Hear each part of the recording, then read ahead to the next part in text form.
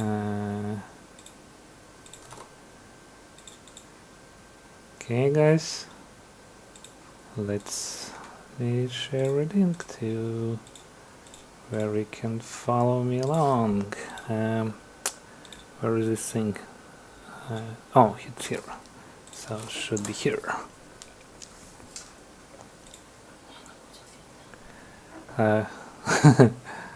And yeah.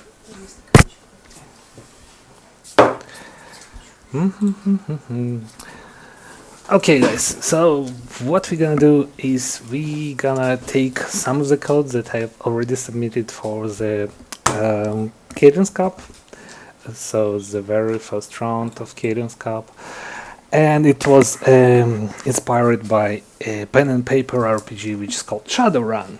So the basic idea was that you are presented in a world in form of like some kind of a character, and this character have inventory. Inside of inventory have different items, and you can go and explore the world by sending the different transactions and go into the specific locations and like finding new items, solving a quest sort of. So I believe there was some interesting things. So, for example, like how we can use our inventory as a how do you call it?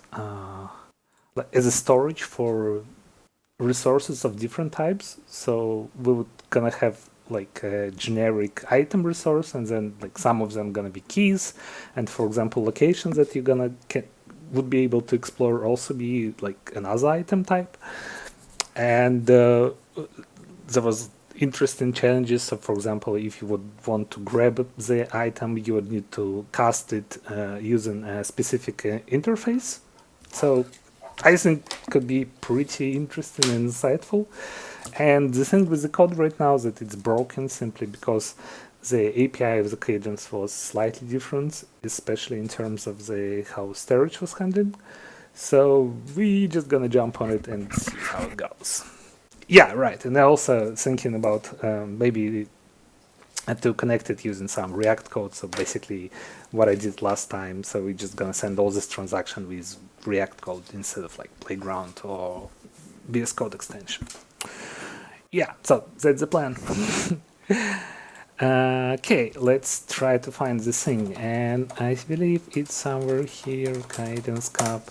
I have like some of the links here, but I don't really remember which one of them. So we're just gonna go and try to find it in one of the blog posts. I suppose Cadence round 1, yes, and it should be this one. So I can share a link where it's living right now. We gonna grab another fancy thing which I wrote recently. Maybe you've seen it, maybe you've not. Basically, it's a little script that's living in my GitHub here. Okay, and come on, this one. Right, so we're just gonna grab these 3 lines of code, and what it's gonna do, it's gonna go and pull 2 files from CDN, one to create a zip file and another one to basically save it, right? And the script itself, we're gonna like click on all of these accounts in order to populate the editor, and then create like six files for us. So we're just gonna like put it here, execute, and now we have our zip file with all the transactions inside of them. So let's just go here, put it somewhere on the desktop, save it, call it like Shadowrun. Yeah, let's call it like Cadence. Okay, if we'll go inside, we see like this is all the code that was living here. What is interesting? Do we have everything? Right, yes, we should be good. We should be good. Yeah. So again, if you need the script, it's living right. Where's this? Okay, I need this one, right? This one. What is this? Okay, Indonesia. And let's close this thing. Okay, so what do we need next? Let's actually start a new project right away. Let's create a React app. Let's call it Flow Shadowrun Game, and just populate some stuff with create React app. So while it's loading, we can go and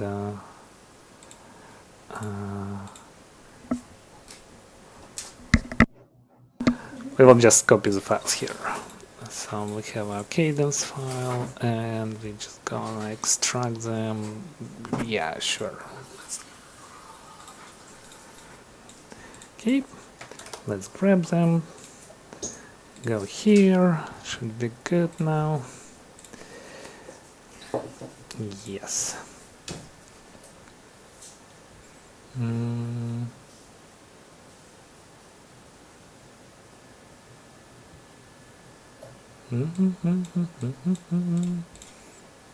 Let's just wait a little bit. Also, guys, feel free to, just like pop questions if you have anything. Just like ask like right away. Otherwise, could be my throat could be like a little bit sore if I'm gonna speak for like 4 hours straight. Okay, so it's not still here. Let's try to what should we do? Yeah, while it's loading, let's try to collapse some of this thing and see what we were trying to build. Okay, sure. So yeah, so one of the contracts that we're gonna deploy is basically gonna store this thing which we'll call them clues. So instead of items, I decided to call them clues. And this contract gonna create like a different type of them. So for example, what is this? Okay, this is just a structure, log details again, something about the key, I suppose. So was this reward? I suppose when you open one of the like chests later, the reward is also like what can you get? Some base clue, right? So this is the resource interface that we're gonna use like later, for example, for key, for map, for location, for treasure, chest, item. Fixer is basically like one of the contacts that inside of the Shadowrun game it was a non-playable character. Basically a game master would be impersonated, and it would be the guy, like if you need some information or some items, you can just call them and like give whatever you want, but for some specific fee. So I don't really remember if I implemented it properly, but yeah, I just decided to put it here. Okay, and then we're gonna have this clue minter that only like admin account would be able to hold it, and to create like some new stuff, like create new location, create map, create key, and a chest. Okay, what else? Right, and then basically whichever account gonna deploy it is gonna be admin account, like holding the minter in it. Okay, this one's pretty good. Okay, this is a game, and this one is empty, and this one is a player. Right, so another account gonna store a player contract. So it's gonna, like populate different fields. For example, like unique identification number. I really like it that inside of the game it was called scene. Like, you're a sinner, and if you don't really have a scene, then you're like a how do you call it? Like outlaw by default, right? So all the like police organization, all the corporations, they don't really like persons like you. So you should be a sinner in the Shadowrun world. So you're gonna have like a name, and then I suppose this was like your inventory, if I remember correctly. So string and uint. I suppose this was used, like how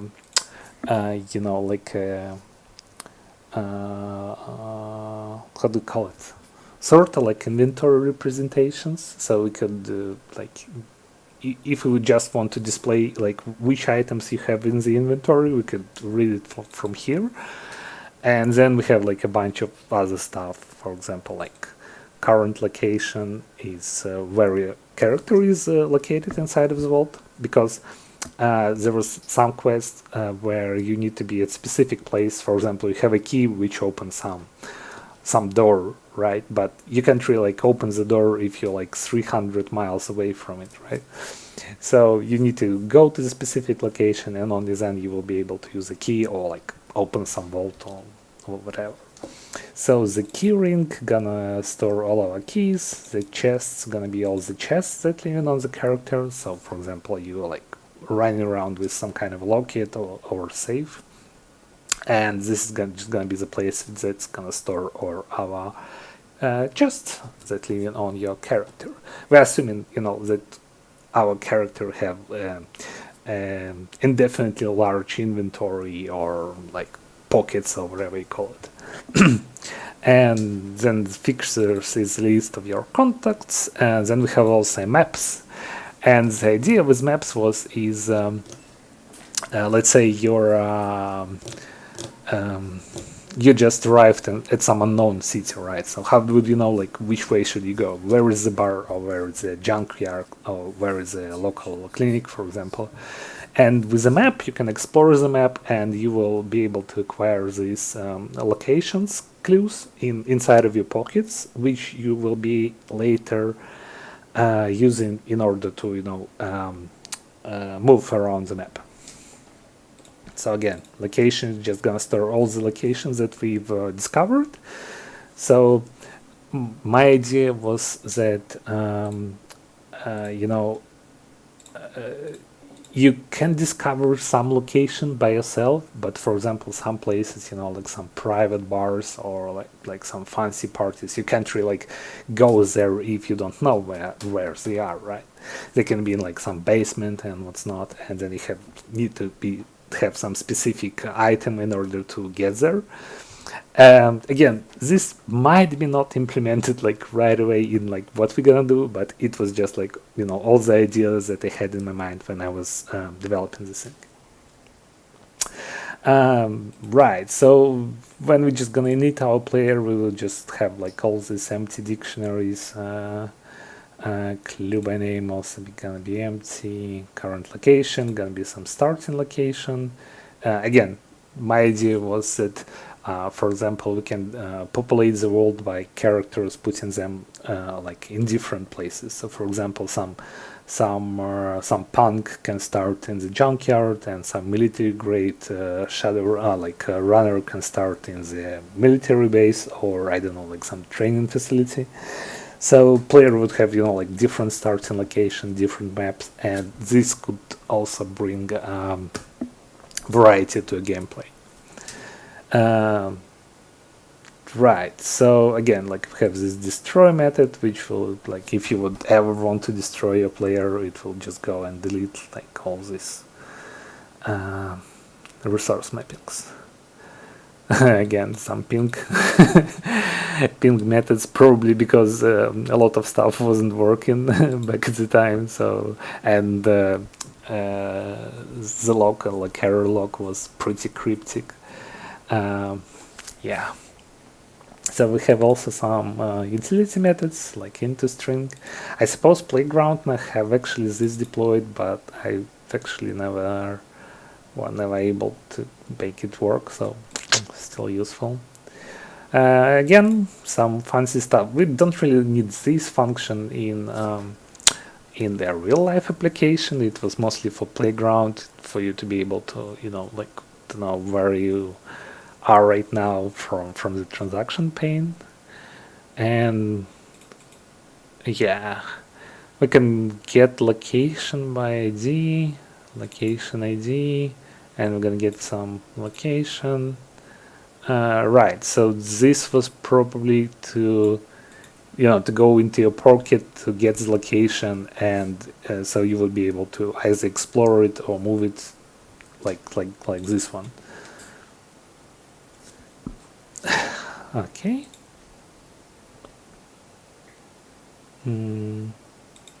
Yeah. Right. Then we also have this pocket pocket method, and this is actually like, what is it? A verb? Or like is it even correctly? I always forget verb. Yes, this is a verb. So if you want to pocket something, right? So you have, for example, a map, and you want to store it in a specific dictionary, right? So if you are providing, if this is a clue that you want to pocket is a key, you want to store it in a key ring. If it's a map, you want to store it in maps, and so on. What else? Yeah, there was some other cases said if what you're trying to pocket is not like either of these things, you should definitely return it back. But like for this specific case, I just decided I could like destroy it. It was probably to speed up the production, but it was good enough. Okay, what else is here? Get mapping graph. What is this? Right, but again, back in the days we didn't really have types in the Cadence, so it was not possible to know like what type of the item you are, like you're interacting with. So I believe right now it's implemented, but not sure if it's still in the Cadence. Is there a type of? Okay, type of? Nope, there is no type of. But I've definitely seen it on GitHub, I believe. So we can try to look for it. But one of the solutions was that you could grab the clue, like base clue resource type would have this item type as a string, and basically you can just like read it as a string and return back some specifically typed resource, right? So for example, if it's a key, we need to go to the key ring and grab a reference to this resource. Right, so all right, so we are not really grabbing a resource itself, we're grabbing again like a reference to one of our like mappings. Could be like slightly maybe like overcomplicated, but yeah, back in the days it was like the only solution I could come up with in order for this to work. Again, then we have our list items, which just go through all the item types. So for example, if you want to list all your keys, you would put like a key here, and it will grab the mappings, like whatever you want to go through, and then just use while in order to look through them. Again, there was no for loop back in that time, so while was a solution. Okay, and we have this clone bay. Why would I need the clone bay? Right. I just thought it would be fun to call it like this, It would be basically a resource that would create new runners. And it would only have like one method, create runner.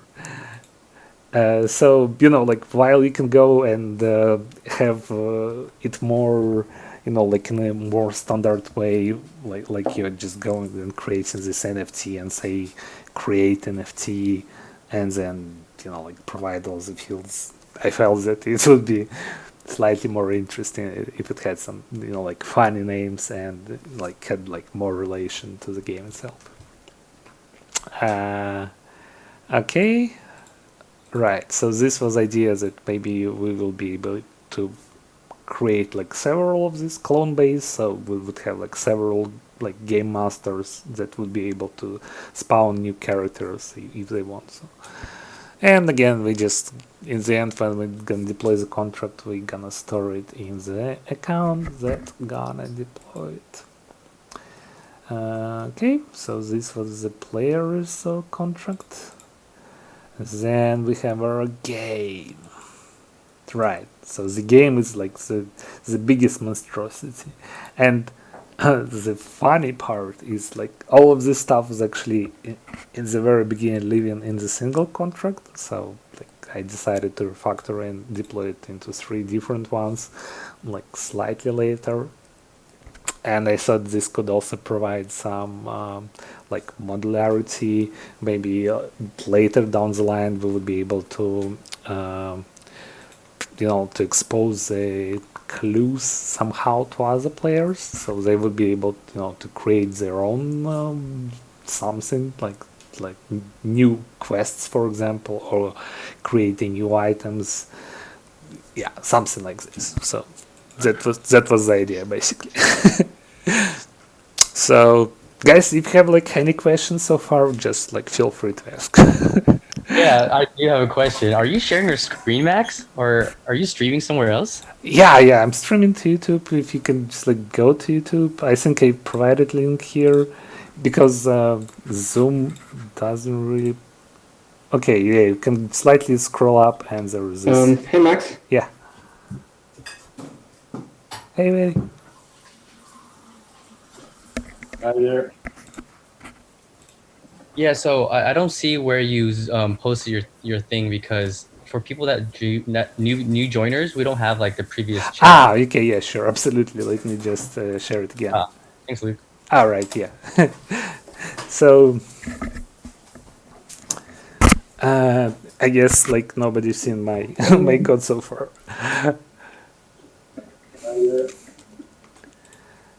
Yeah, so I don't see where you posted your thing because for people that new joiners, we don't have like the previous chat. Okay, yeah, sure, absolutely. Can we mute? So, wait. It's slightly behind the YouTube, right? Yes, it's a little bit, I think, lagging. Let me try and see if there is a.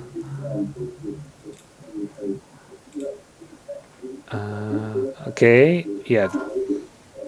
Sounds think I can't actually control it. Wait, can you put mute on your microphone? Yeah, YouTube is like a few seconds behind. Shall I share my screen here instead? Okay, yeah.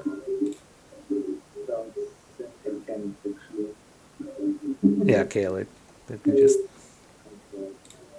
share Wait, it. can you put mute? Can you see it now, guys?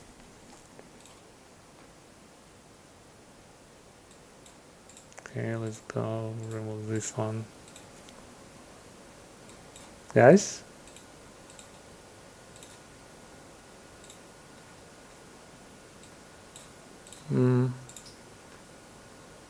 Did something broke? Nope, should be still good, right?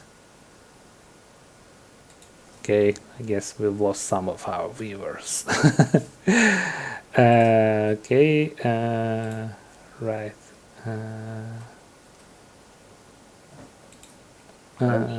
Okay, let's go.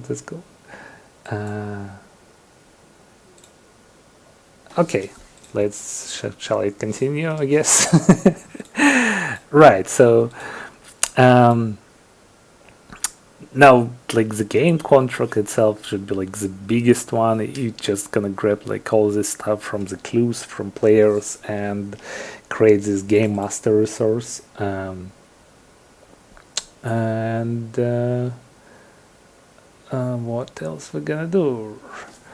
Right, so it's gonna create like some rewards right away and some item based stuff.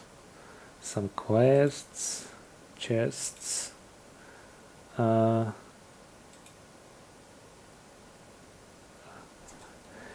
Okay, destroy again. We don't really do anything. Purge, right? So there were like some methods that was like intended for going through a transaction, so I don't need to redeploy this stuff, because basically if I would need to edit something in the transaction, I would go and like need to deploy this one, deploy this one, deploy this one, and only then I can just go and start doing something with transactions. So this purge was to clear up all this stuff and start from scratch. Okay, right, so this method was to create some fancy name for you. It would just populate, you would send some random number and like get something as output. Again, like you probably in production environment, you can use some like server-side solution. For example, you can request the name and yeah, and then somehow like set it from server side, or you can just like write it yourself. But I just thought it would be pretty interesting, like if every time you refresh the contract, you would be able to get a new name. So right, get location description. After some consideration, I actually don't think that this should be actually living on chain inside of the contract, especially if you have like multiple location, and if you have like some typo here, you don't really want to redeploy your contract. So this also should be probably be something like the URL to some outside resource that your front end will be able to read. But again, like this solution was specifically designed around the limitation of Playground. Get event text.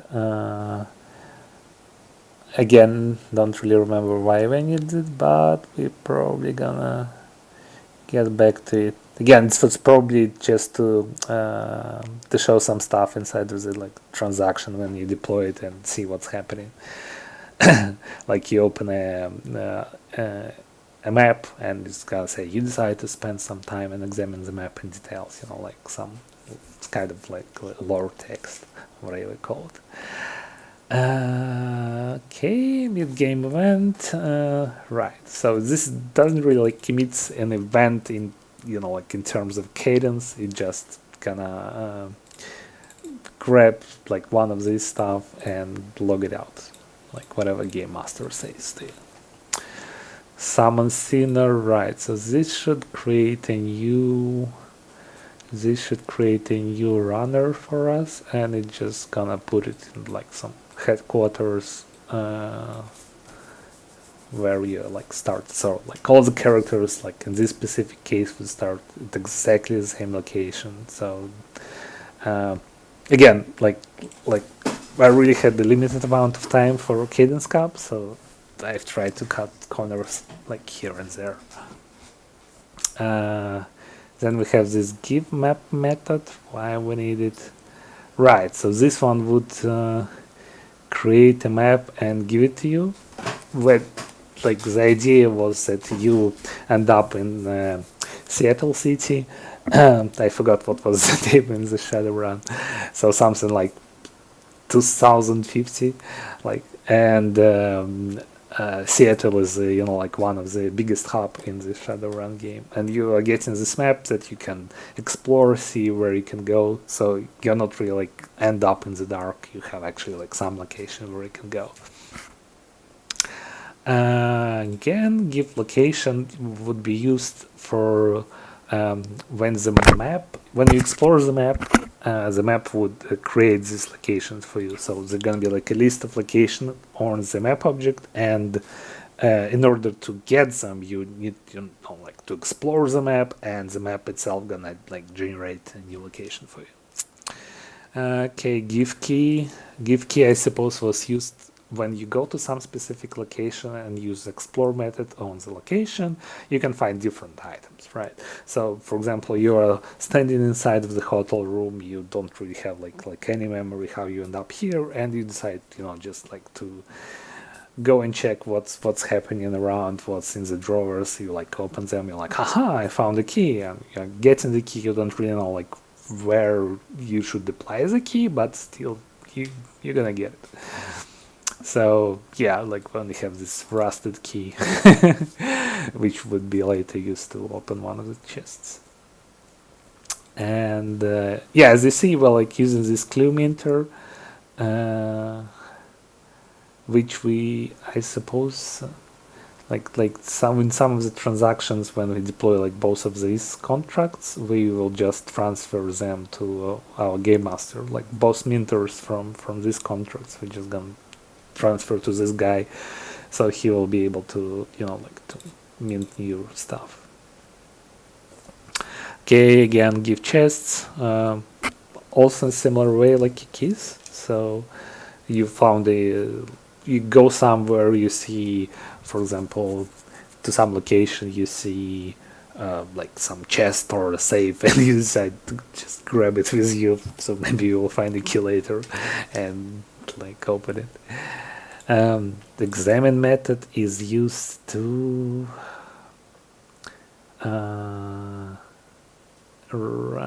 examine method is used to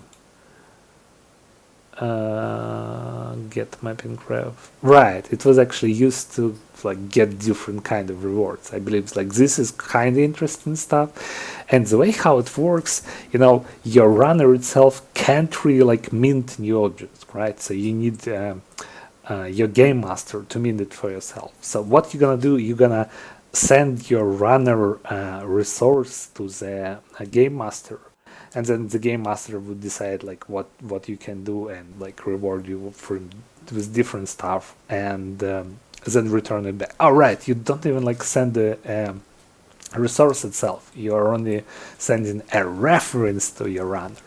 So you're just saying like, hey guy, like me, it's like Max, like what can I get? And then it's gonna just go grab like whatever you have on you and like check all this stuff and like mint the rewards for you. So yeah, again, this method give rewards based on your runner, based on list of rewards that's located inside of this clue. So for example, you have a like aforementioned map, right? And the reward of the map itself is like a list of locations that you're gonna get, like resource locations. Like resources. And yeah, like we have here, is this a map? We're gonna give you a map. If this location, you're gonna get location, and so on. What else? We have this explore location, current location method. Again, we are providing a reference to our runner, so our game master would know like which runner is asking for his location. And why do we need this?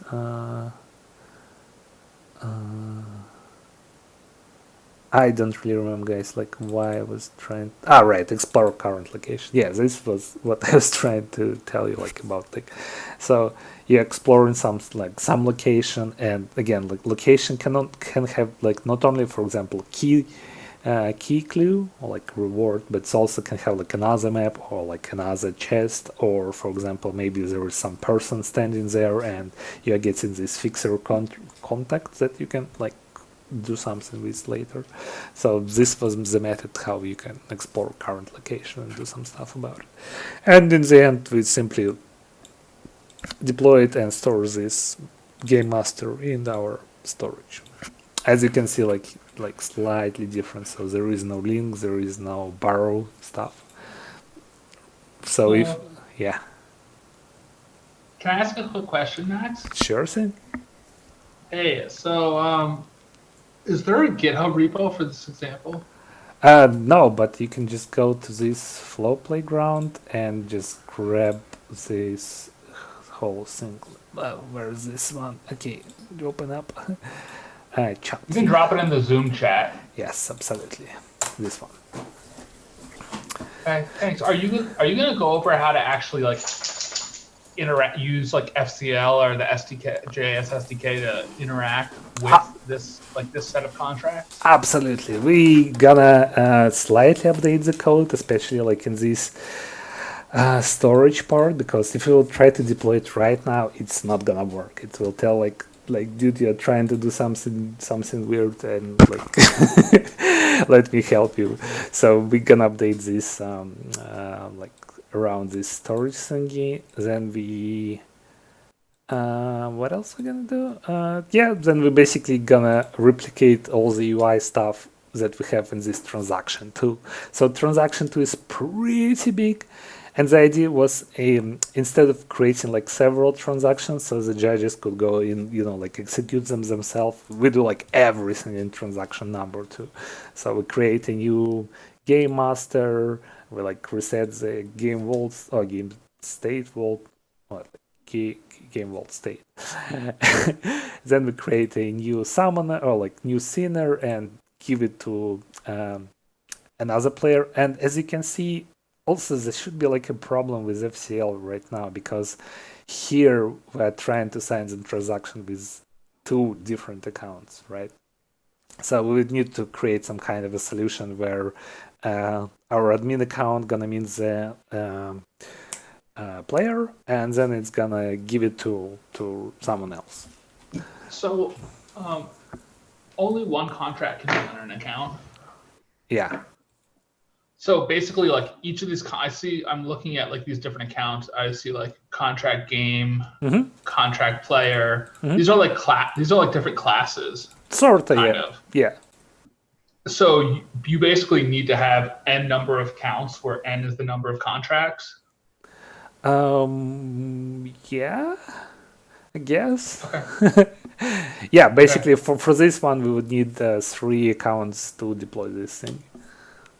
Okay.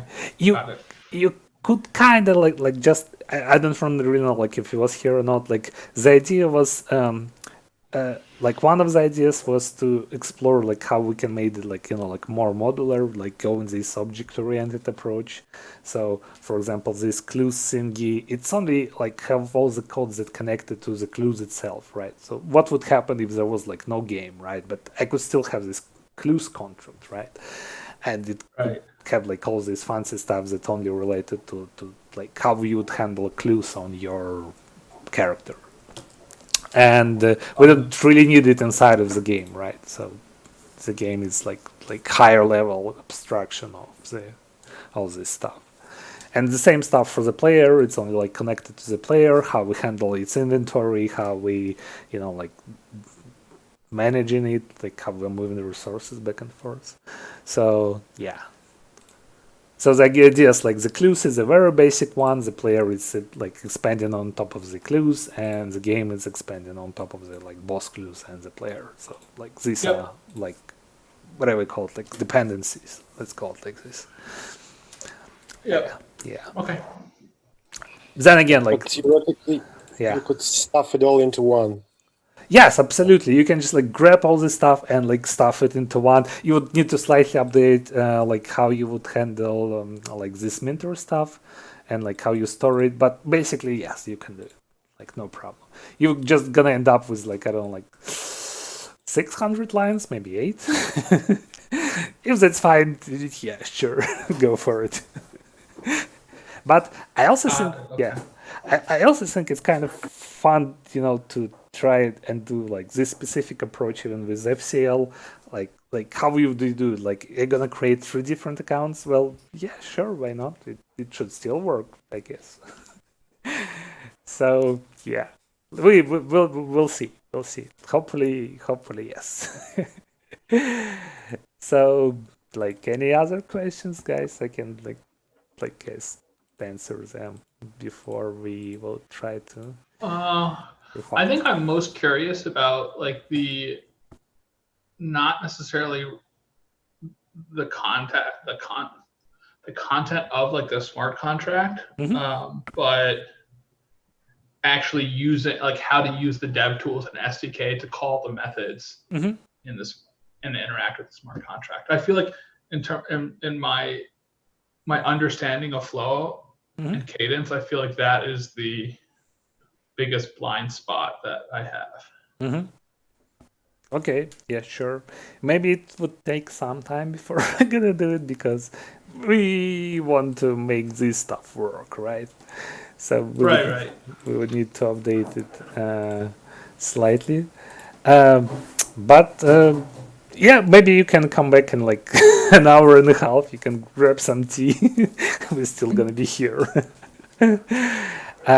But I hopefully there should be like not that much stuff which gonna break.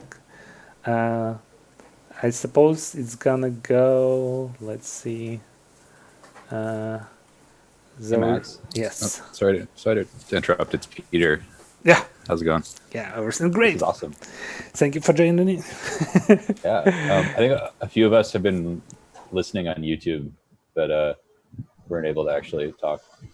We were wondering if you wanted to tweet this out and then we could share it for other people to join. Yeah, I Is that think. something you'd be comfortable with? Yeah, sure. I think I can tweet it out. You can find it on the blog trainer. Let me actually just like let me share it. Come join us. Come and Oh, great. join Block the trainers. fun. Yeah, I thought it would be fun to create a new account for this specific one. And I'll find that. flow blockchain. Wait, yeah. So yeah. Oh, now I have 3 notifications. Awesome. Right. So if more people would join in, like definitely would be much more interesting. Also, was it Luke who was asking like how we're gonna interact with the contracts? Yeah, that's correct. Right. Let me. Yeah, I think I've kind of touched it briefly on Discord. Let me just try to show it how I was trying to do it before. Okay, there was a lot of stuff. This one probably. So if we go to source, nope, not this one. Let me try to fetch it. This one. Yeah, probably this one. Yeah, right, exactly. So this is this thing. So what we're gonna do is we gonna do it like this, right? So our cadence code is living inside of this file. So this is our scripts, transactions. Yeah, I have this repo. Yeah, okay. So we just gonna create, like separate asynchronous methods that will encapsulate all this like FCL stuff. And basically, what we're gonna do is just we're gonna call the method. We don't really like care what it's doing under the hood. It will just like return us like the outcome. Got it. Okay, so this is basically like this is like a wrapper around FCL/SDK. Yeah, and if you actually like if you would go through the code, there are a lot of stuff like when we are repeating now. So like for example, this init vault. So this is a transaction. We just need to like replace something in the user vault transaction, and then this stuff is pretty much the same like for all of our interactions. So, and for example, for your script, executing a script again, you're just like slightly replacing some like some of the code, and then this part is always the same. Right. So okay, got it. Yeah. So like my personal preference is just like move like all this stuff away and just say, okay, this is like some promise. It's gonna return like whatever I need. So people can like build on top of it, like using Vue or like using Angular or what's not. So it doesn't really like connect it to your like React stuff, for example.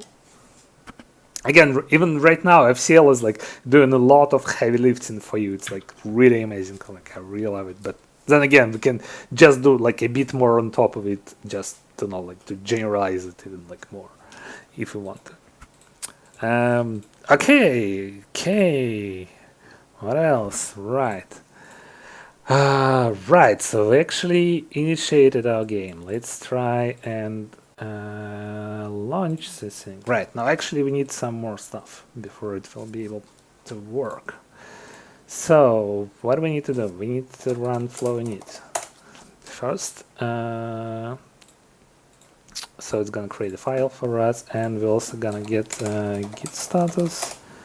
Okay, let's go git in. Okay, it's cool. Git add all, git commit m, add flow JSON file, git status. Okay, let's go to the GitHub, Stalker. Let's create a new repository. Let's call it Flow Shadowrun Game front end, or like whatever I call it, like UI. It's gonna be public. We don't need anything. Gonna create a repository. Yeah, sure. Should be good. It's the only problem. Let's go copy this thing and go back here. Paste it. Go. Okay, cool. Git push origin master. Okay, we have more people.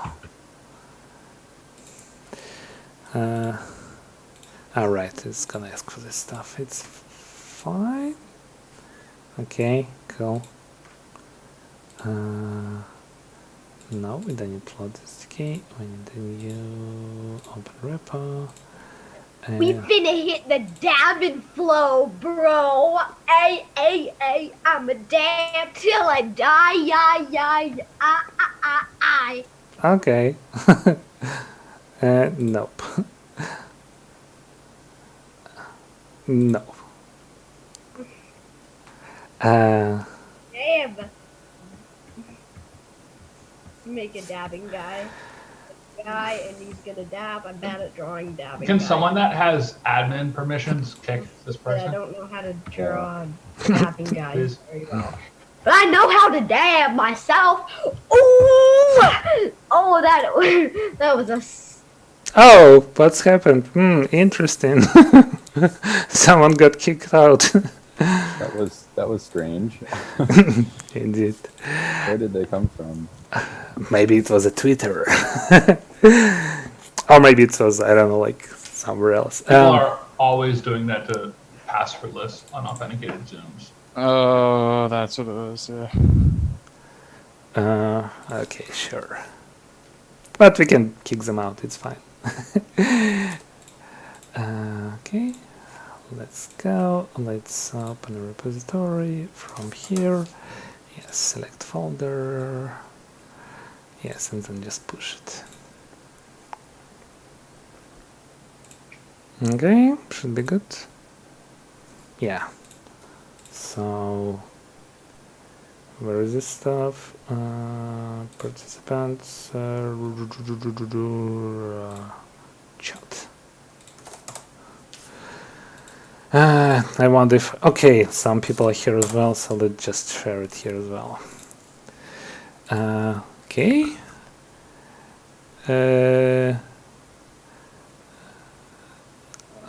Okay, cool. So, if you guys want just to, follow along, you can grab that stuff. Right. So we've got our yarn lock. Can we remove this shirt? Okay, apparently not. And what else do I need? Oh no, I don't need this stuff.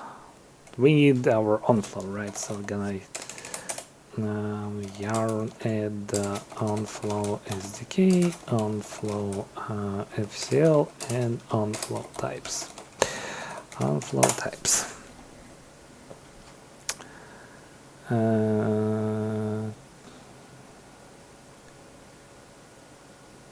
Okay. Let's also create a couple of more stuff, and so we don't need this one.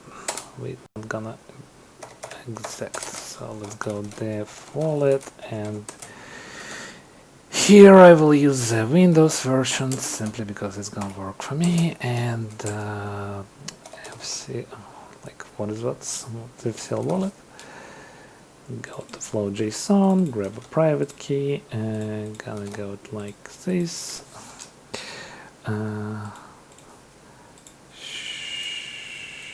Sure. Okay. Then we also need a dev emulator. It's gonna be what's gonna be? No. Yeah, right. It should be this Docker thingy. We're gonna use Docker, but again, guys, you can. Everyone's fine if you use Docker. Do you have this one? Yeah, we have a Docker line right here. So if you're gonna use a local installed emulator from your like CLI installation, so you would just need to replace this flow port, HTTP port with accordion calls.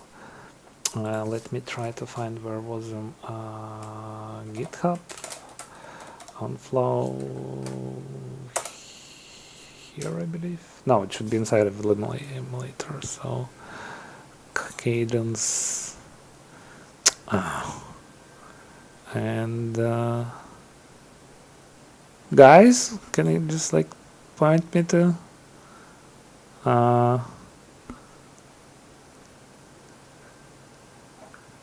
What are you looking for?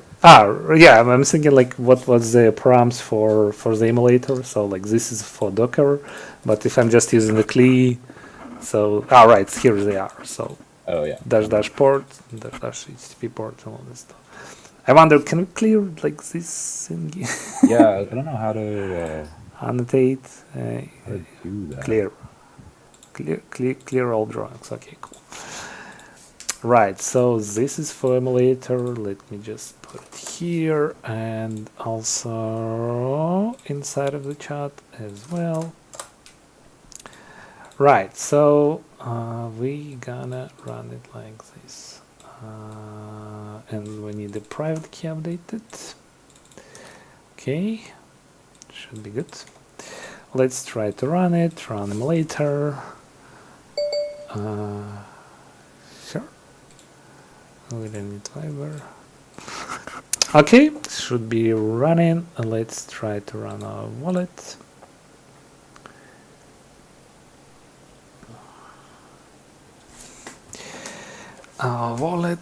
Wallet. Is it working? Okay, cool.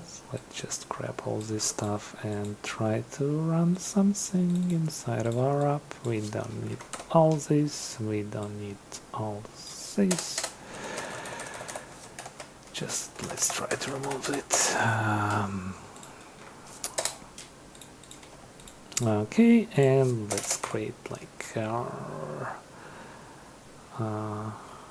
what I want to const simple script. It's gonna be asynchronous, and we gonna go and say what do we want to do? FCL send const response equal FCL send, and here we're gonna say FCL script. Okay, no, we're supposed to use SDK. And also we need control the SDK. Okay, and let's write pub function main is gonna return an int, and once again, guys, don't forget to put a space here, otherwise it's not gonna work. And let's just return 42. Okay, by then, okay, it's gonna be asynchronous, so it should wait for the thing to. Okay, let's go const result called await fcl decode and pass a response there, and after this we're simply gonna console.log result. Okay, should be good.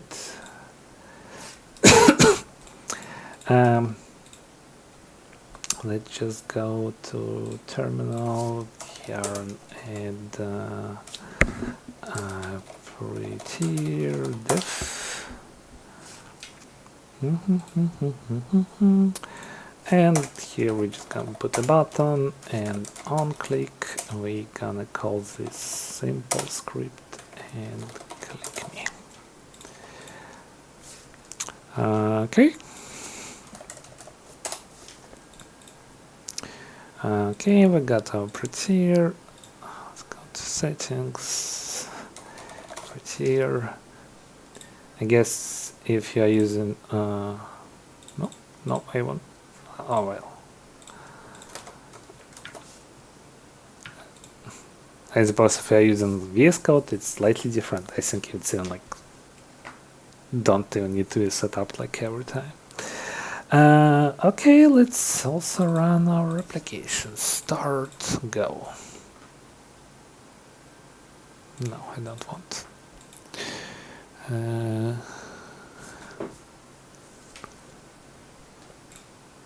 Should take some time. Okay. Yeah, in the meantime we can move our all of our Cadence code from here to inside of our source folder. Let's call it Cadence. Yeah, let's call it Cadence. And just pass it inside of it. Refactor. Yep.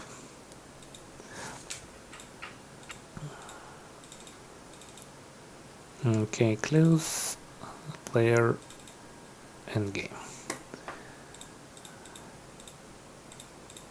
Okay, let's refactor, let name Eclipse, refactor, we don't need this one, factory name, was it, it's got player, and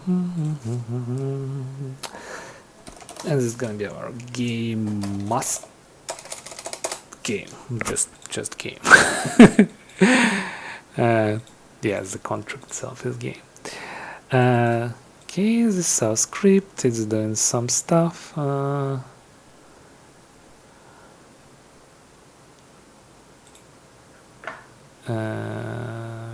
Which is interesting because it's a transaction, not a script. Right, so something wrong with my export script, guys. Sorry for this.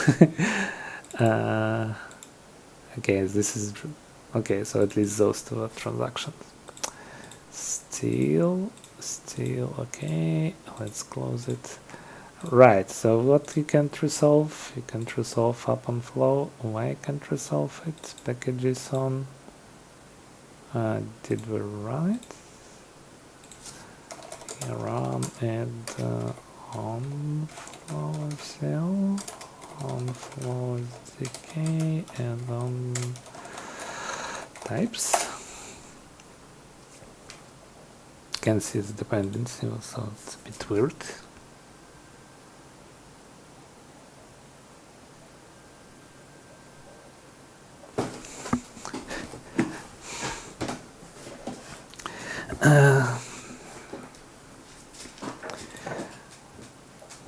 Okay.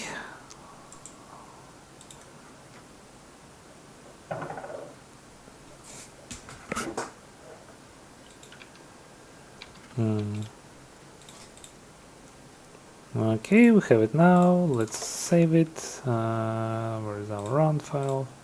Right, so this thing is working. Just add the space here and see what's gonna happen. Compiling. Yay, perfect. So we have a button. Let's clear this thing. Let's click me. Yay, and we have a result 42. So we have our basic setup working. So we have our chain up, like emulator of the chain. We can send the basic script or to our blockchain emulator. Yes, all cool. Now the next thing we're gonna do is we gonna Well, I'm on call, but I'm not. There's no video. You just need to plug it in and turn it on. we gonna do so we need to deploy contracts, right? But before this we need to update our files first. Let's go Cadence I joined the same one, Griffin. oh,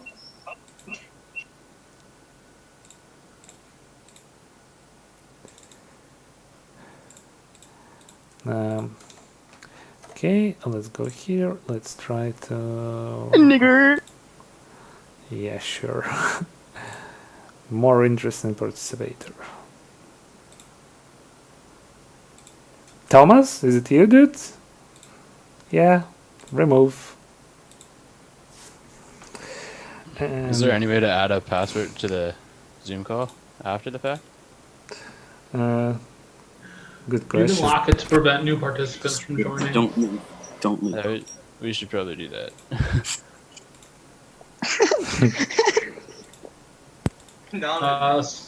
Someone with admin privileges needs to do that. Mm-hmm.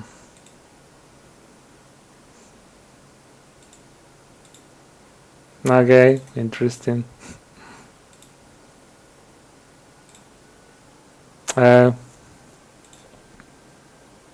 Okay, can we lock meeting?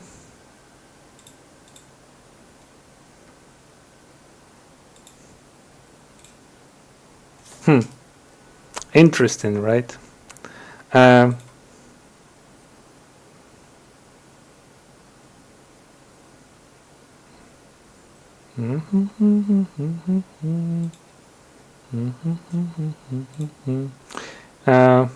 Okay, let's try and ask stop reporting.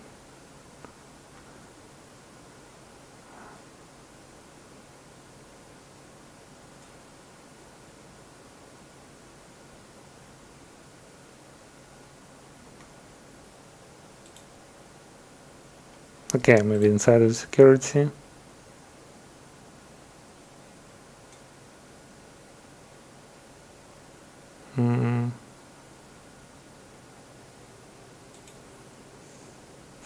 Okay, let's do it a different way. Let's just end this one and I will share you guys a new link here. Okay. This is unfortunate. Like, some guys decided to break our fancy conversation. So let's try to do a new meeting. Join this computer audio. Let's try. Okay, yeah, sure.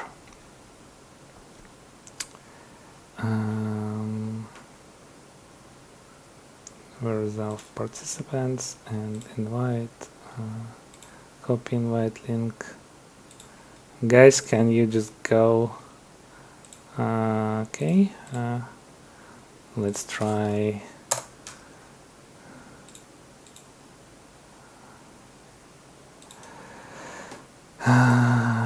Okay, can you guys go and try to? No problem. Can I try to connect with this one? So at least I'm gonna have some control over who can join.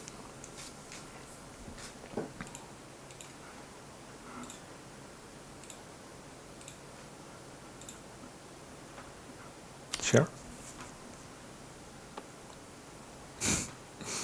Hey man. Hey man. Oh man, sorry about that. It's fine.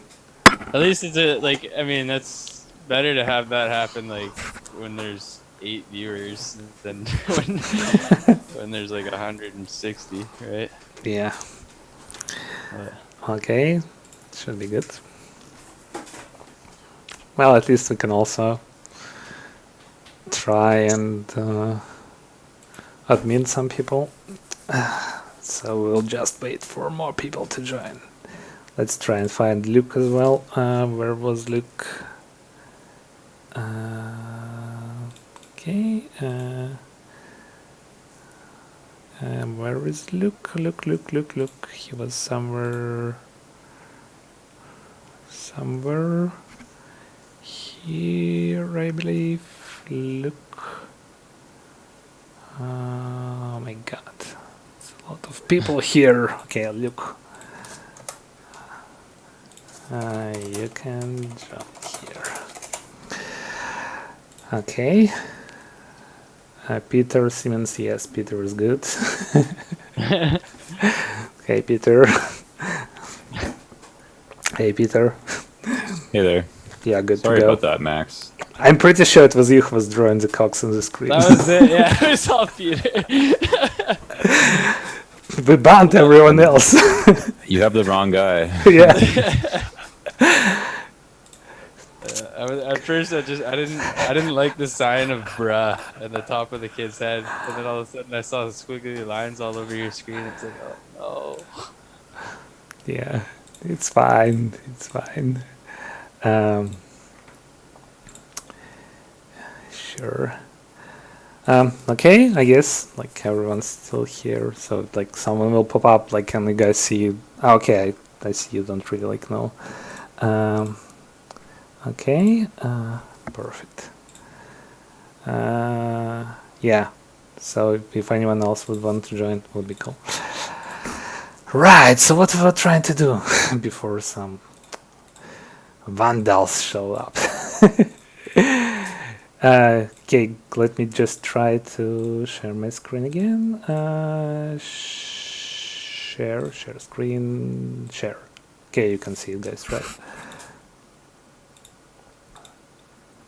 Okay, yeah, so like we've kind of assured that everything is working, so we can send transactions before we could, deploy the contract and what's not. And now what we need to do, we need to go and fix our Cadence code. So let's try to go and start with our clues. Visual Studio Codes.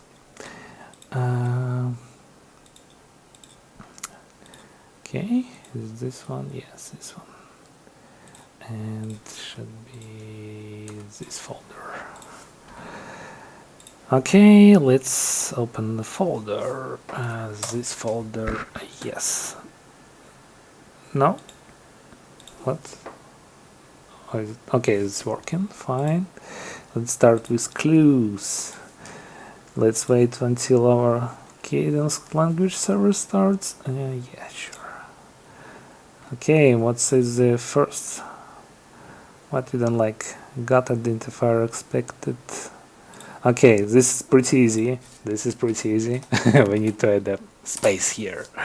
See, now it works. So let's collapse this one. No, we don't need this. This should still work.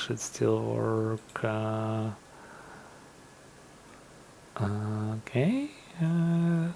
No, you see somewhere here? Or was it like, no? Sure. Right, so we need to store it in a different place now. So it's gonna be pretty embarrassing, guys, but I'm gonna go and get some reference from the actual playground. Simply because I don't try this like on the daily basis. So let's go here. Right, so what we need to do, we need to store it in our account. Let's grab it and let's store it here. We don't need this one, we don't need this line, and we need to store it in the clue minter. And we're gonna create a Cleminter, and we don't need any prompts, and we want to do it. What we want to do it, storage Cleminter. Okay.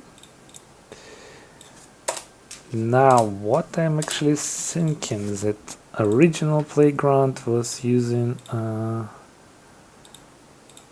like, yeah, right. So you see, for the first transaction when we move these clues or Clementers, we're signing it even like with 3 different accounts. So we won't be able to do it with FCL right now. So we need to figure out the way how we will want to transfer our Cleminter to another person. How are we gonna do it? So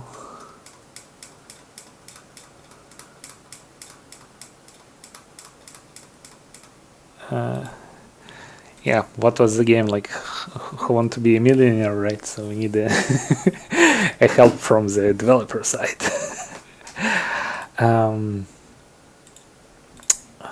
Right. No, we don't want to borrow. We want to store it. Okay, collection, and then we're gonna save it to collection. But we want to pass it to someone else. So let's just gonna go okay,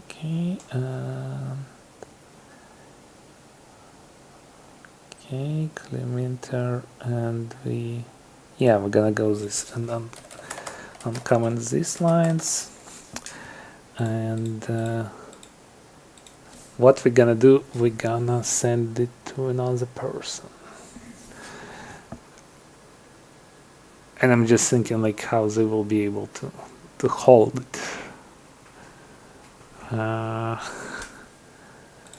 Let me try to remember here. So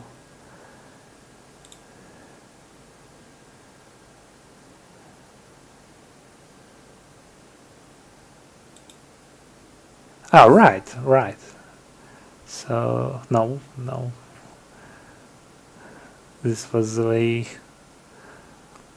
how we would have like when we would instantiate our game master, we would provide this reference to the Cleminter, clone by and game master thingy, and it's not even like we're not even like moving a resource from there. We're just saying, okay, we're giving you a reference to resource, and then you can use like all the methods of it.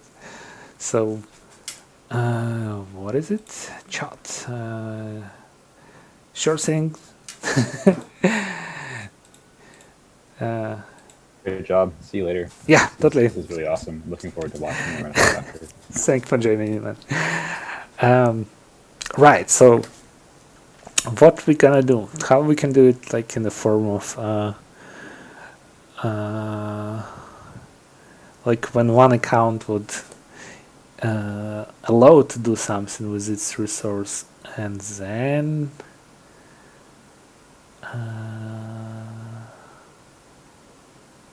yeah, just a moment guys, just a moment. That's why I said it's gonna be embarrassing. Okay, so we can create an empty collection, and then we're gonna save it somewhere, right? So we can pretty much go the same way.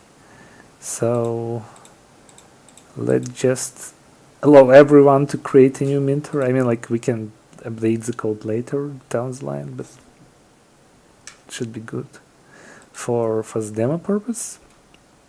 So anyone can call this create minter thing, and then just assign them and store in their account.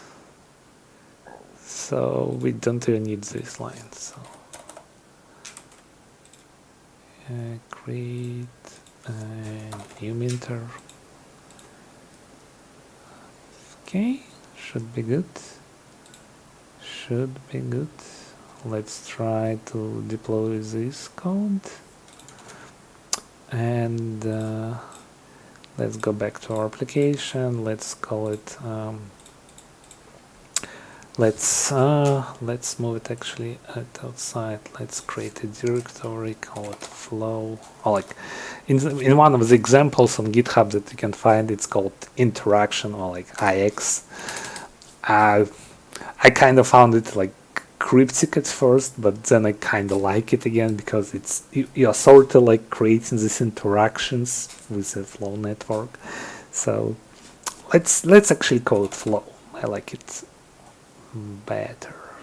So, and also we're gonna create another directory called utils, and inside of it we're gonna call it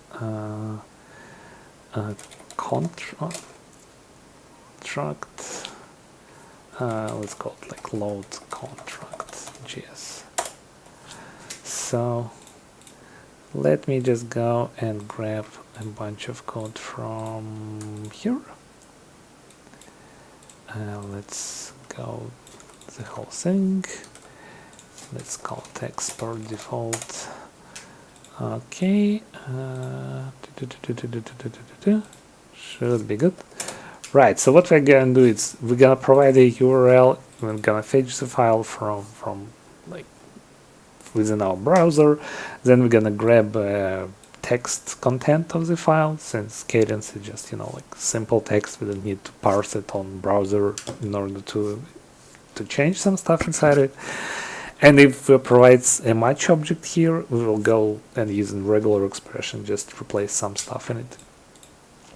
Simply because arguments and prompts can't replace, for example, where it is inside of, let's say, clues.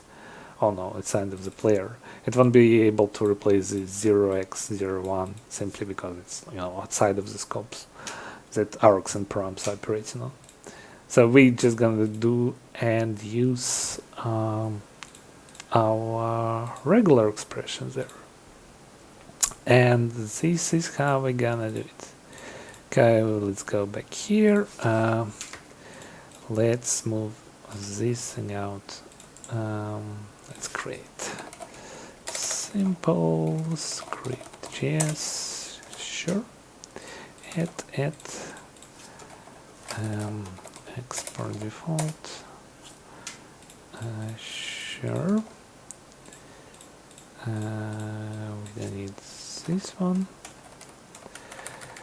and let's call it import simple script. Oh, like so, from flow simple script. Okay, let's also create another one to deploy a contract. So let's call it another file, deploy contract and JS. And I'm not gonna lie that I remember everything how to do it, so I'll just scaffold this thing and we'll go back to the code that I already wrote. And we have this deploy code part. Let's just copy it, pour it here. Okay, we need FCL, so we'll go import all as FCL from onFlow FCL. Let's, by the way, check if maybe more people want to join in. Participants, no, nobody else want to join in.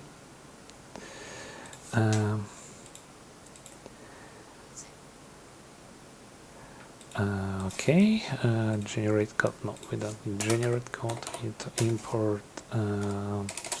What was the name of the utility? Load contract. Load contract from utils load contract, and let's call it load contract. Again, we will provide a URL here, so this would be URL, and again, simply just gonna pass it perhaps. Okay, we also need SDK. Let's grab SDK. Right, cool. So again, the way how we deploy contract is simply sending a transaction, and then inside of the transaction we set the code on the account. Right now it's only possible to have a single contract for every account. So this might change in the future, but for now it's the way it is. We also need to import these types from onFlow types. And instead of just identity, we need types identity. Basically, what it's gonna say, it's like you are to decide what you want to put inside. So the FCL and the code beneath not gonna check like what you're putting in. So if you put something wrong and the transaction gonna fail, it's totally on you. And also, right, this one is slightly old. We will use args. We'll use arg. And instead of p code, we're just gonna say code. It's gonna be a string. And here it's gonna be like this, if I remember correctly. Okay, we don't need to specify this address, it's going by default. It's just like if you're running your emulator on a different address, you can pass this line here with either every FCL send, or you can go inside of your RAP and go and do it like this. You can just put access node, I believe, and then you say like HTTP localhost 88. Let me just check if it's really access node. We can go to GitHub, onFlow, JavaScript SDK, and then we can go to the packages, and then we have this 6 create account and access node. Yes, access node. So all cool. All cool. But then again, you don't really need it if you haven't changed it and use an 8080 port by default. But I will just keep it here. Let's save this one. Okay, all this stuff is saved. Go back, 12 files, change it on stage. Let's stage all our Cadence code.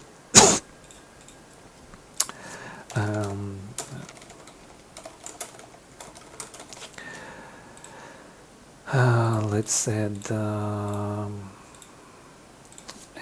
flow interactions to deploy contract and execute simple script. Should be good. Let's add this one and this one. We are add onFlow libraries and define scripts to run wallet and emulator. Okay.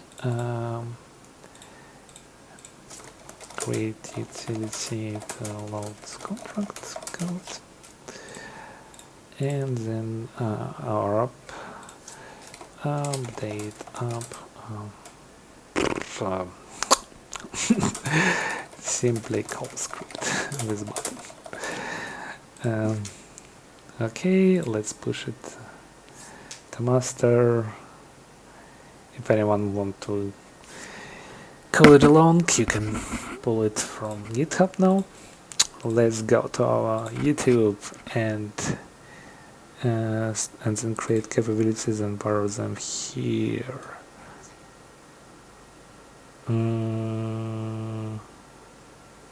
Yes, yeah, sure. That's what I wanted to do. Okay, let's try to actually deploy our contract. Okay, deploy contract, FCL, Okay, let's go to up. So what we're gonna do now, we just gonna create 3 different accounts and just call them accordingly. Also, what we need to do, we need to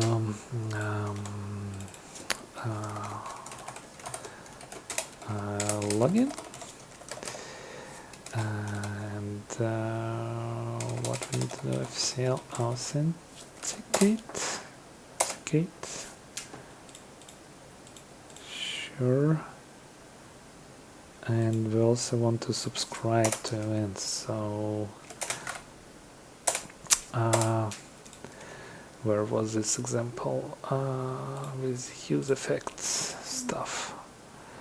How are we doing this? Alright, so it was more simpler. Let's just go back to GitHub.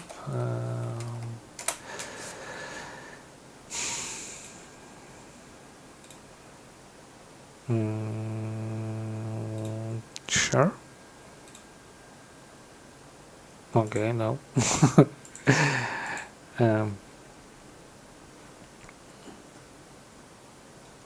Was it getting started?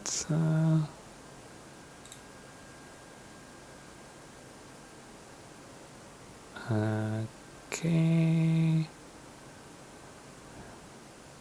Yeah, it was here. Right, so let's grab this part.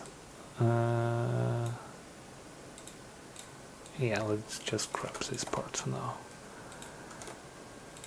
Use state, so go here, use state, use effects. Okay, sure, and if we have a user CID in particular, if we have a user and user CID, and we're gonna say something like you are in.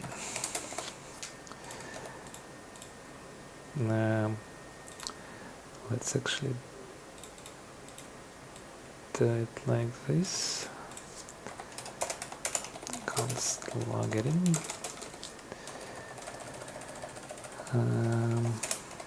Log it in, and otherwise just render the button. It should be like this. Let's go back to our React app. Okay. Let's make it slightly more fancy. Is it? Yeah, sure. Import. What we need to import up CSS.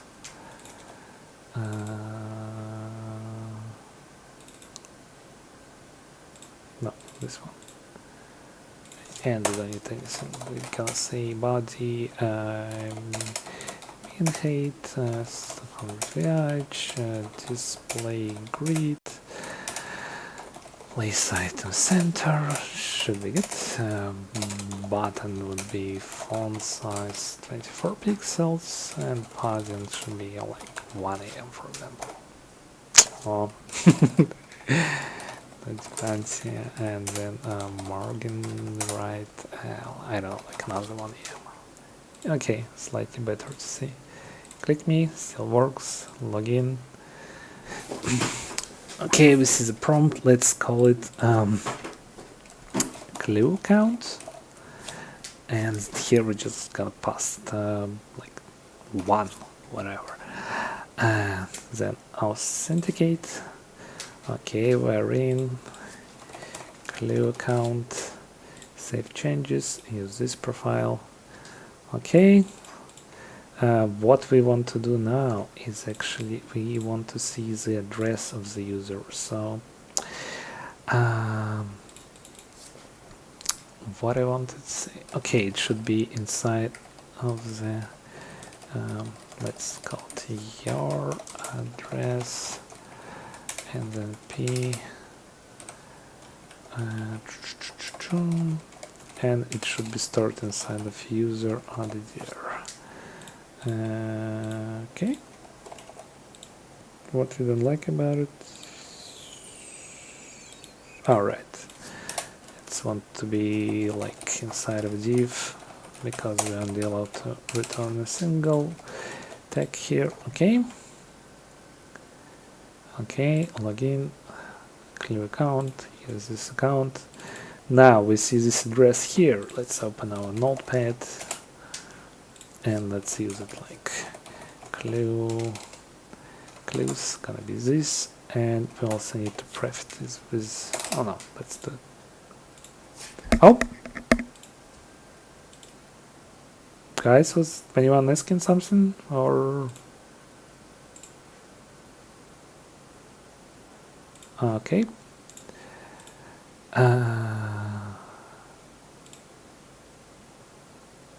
Okay, I guess everyone else is muted. So, right, we're gonna use this address now. So let's actually add another button here. So if you are logged in, and we can say, okay, button deploy contract. And what we're gonna do here is we're gonna say on click, and it's gonna be like this. So let's import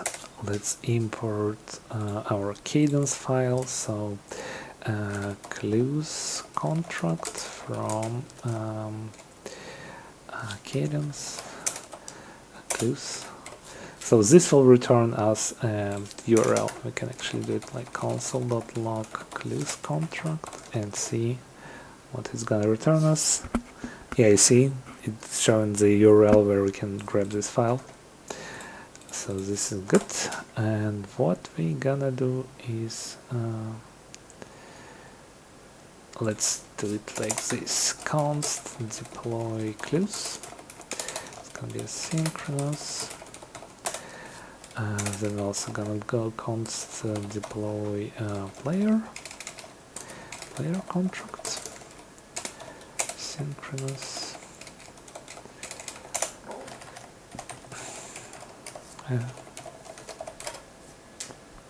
And the same stuff for game contract. Deploy game contract.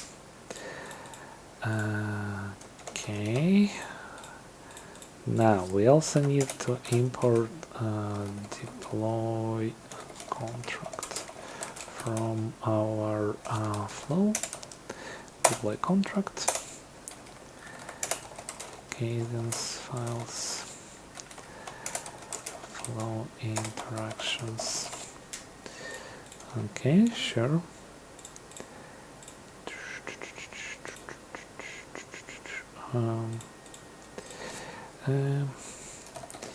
More scaffolds. I'll just push the code to you guys, so you don't need to. Sure. Write it yourself.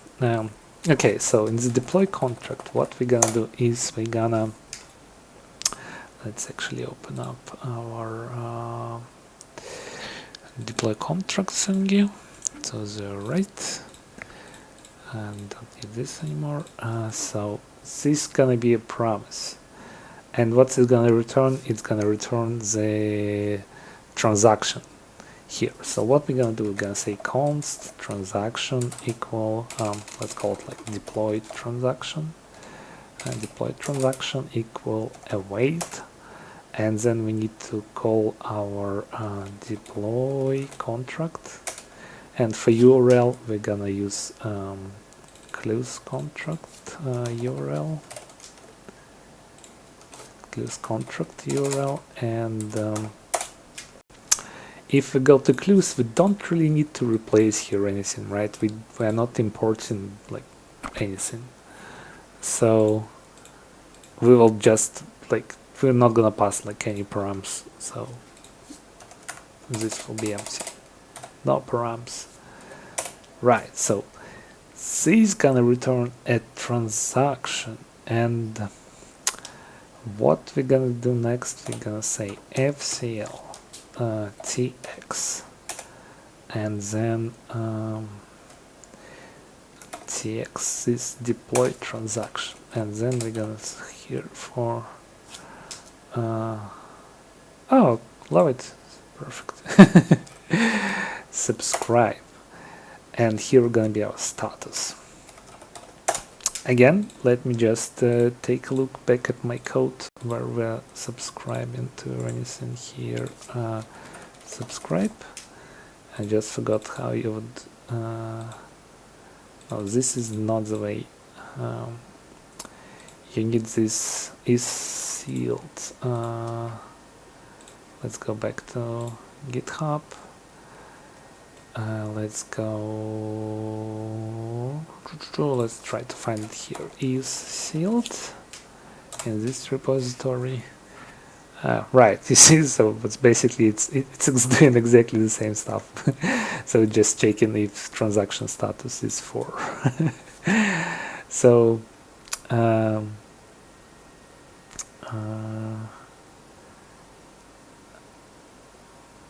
latest block, no, not the way.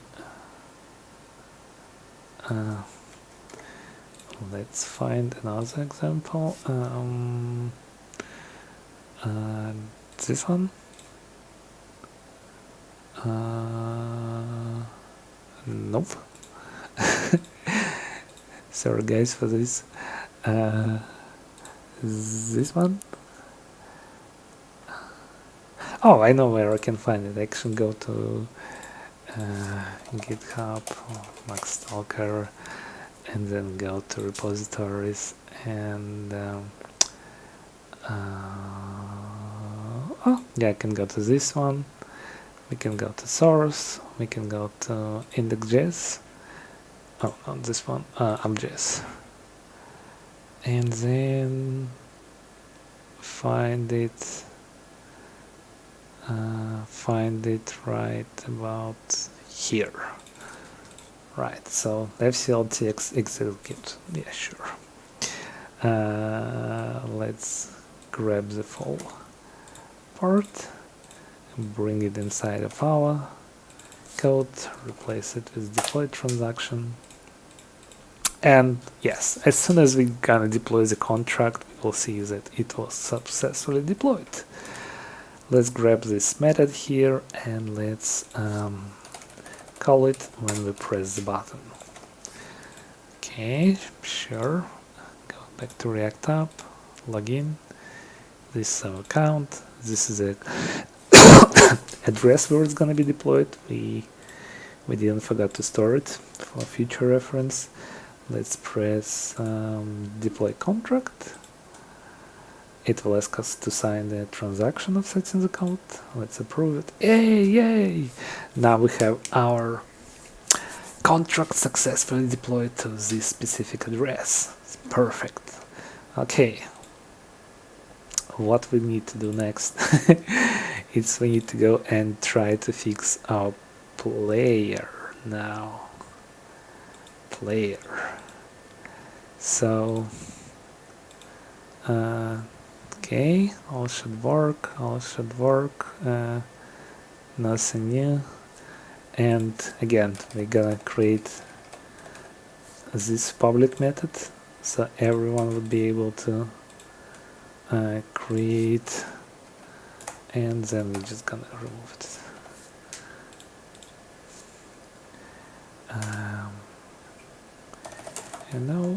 Edit here. So everyone will be able to create their own clone base, but this is fine for our case.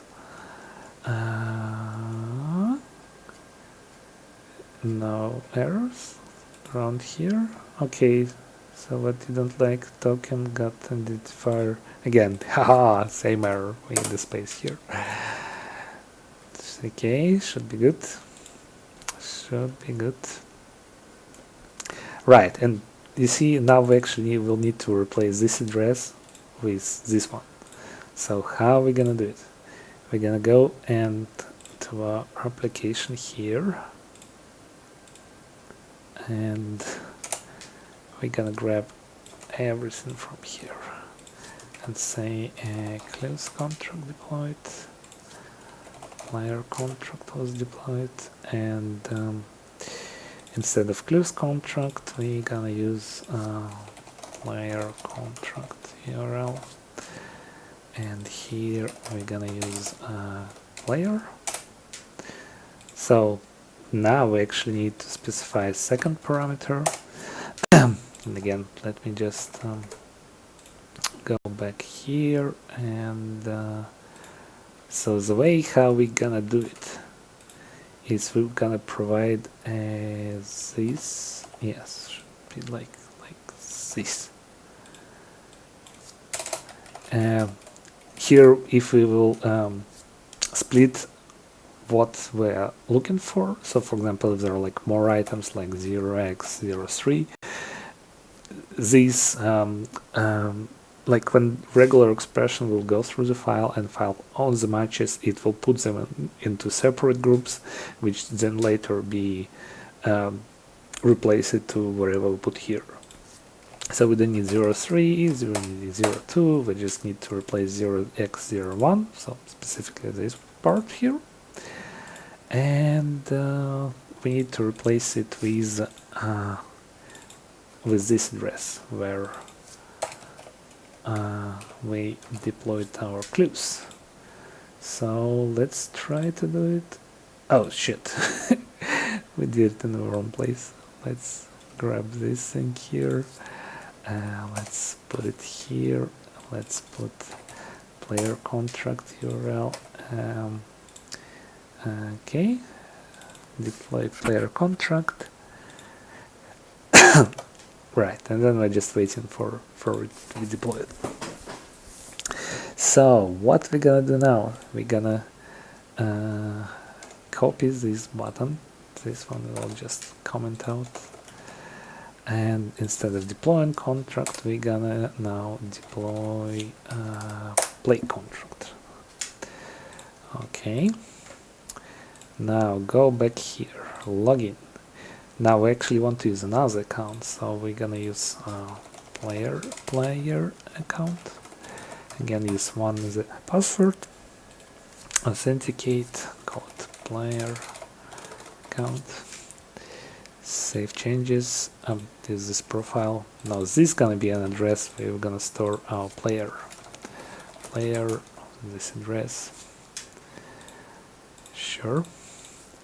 Now we're gonna deploy a contract. Yes. And player contract was deployed. So far so good. So far so good. Let's hope it's gonna be as smooth as this later on. So let's actually comment out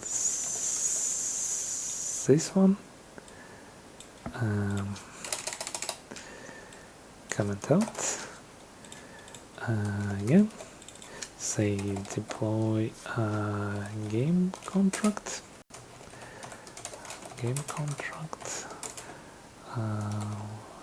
Deploy player contract. Deploy class contract.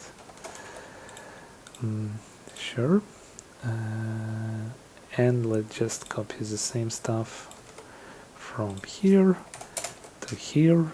But now we actually need to replace two addresses. So if we'll go to our game, right? So we're making two imports, one from 0x1 and another from 0x2. So we will look for it with 1 and then 0x2, and we're gonna replace 0x1 with the same as we did before, and 0x2 with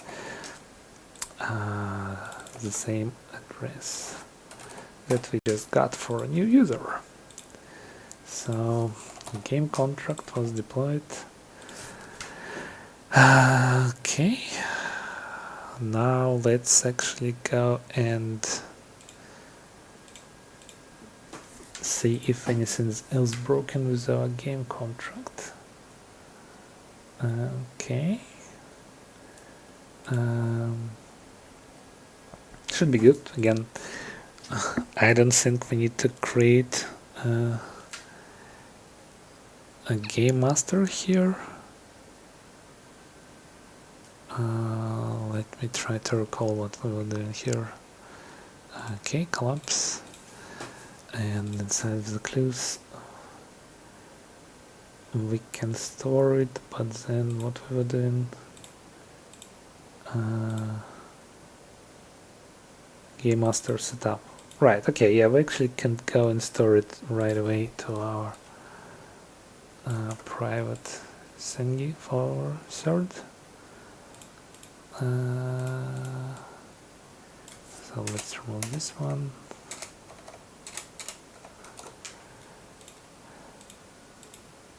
Again, we should like here we should actually check if we already have a resource on this specific path, and if we have it there, we actually need to borrow it and return, like remove it. So let's keep it for future reference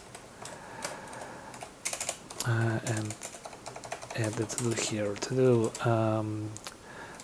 remove previously owned game master resource if it present in location and pass. Let's call it like this. And here we need to have a game master, create a new game master, and store it inside of the game master as well. Game master. Okay, so we don't have any errors. Let's try to deploy our third contract. Let's go back to here, login. We don't want to use this one. Let's call it game master use one. Call it game master. I predict it's gonna be fun based on the avatar. Okay, save changes, use this profile. So this is gonna be our game master. Game master. Okay, let's go to the desktop. Flow Shadowrun. Yeah. Should be good. Should be good. Let's try to deploy a contract. Yeah. Okay, so the game contract was also successfully deployed. Now, what we can actually do, and the very first thing that we can check if there is a resource, like if we actually store the resource, and do we need a capability? Yeah, we'll figure it out now. We'll figure it out now. So let's check if we have something. Yeah, I know. I also like it. So what else? Guys, if you have any questions so far, let me just pause for a second because my throat like gets really sore. Just a second, we'll come back to you in a moment.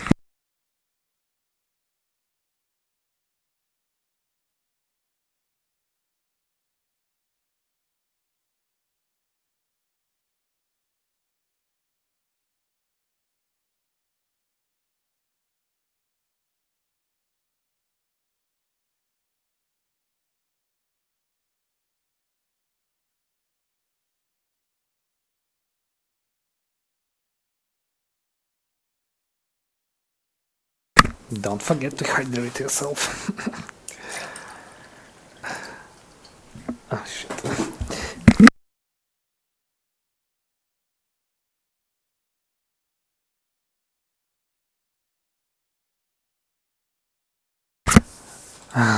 Okay. So guys, is there any questions? Please don't afraid to ask. Oh no, oh no. Okay, something is actually wrong. Something is wrong. Something is wrong, guys. Invalid argument at index 0. What is happening? Code string arguments. Ah, right. So Wait, we don't need. No, we do need. No, we don't need. We don't need this thing. Then go back again and right. So let's just copy this stuff back. Okay. Let's update the code. Update deploy contract code. Sure. Game player and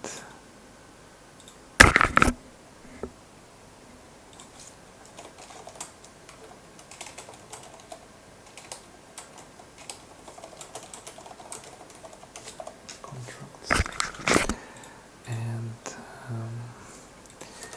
create code to deploy contracts. Okay, sure. Push.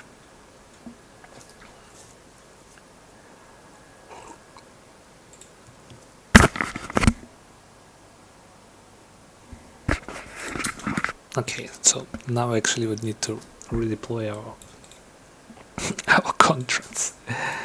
Let's go back and try to redeploy them. So we have game master, player contract and close contract, I believe. Log out. Yeah. No. Oh. Okay. Whatever. No. Wait. Clue contract. What was the name, guys?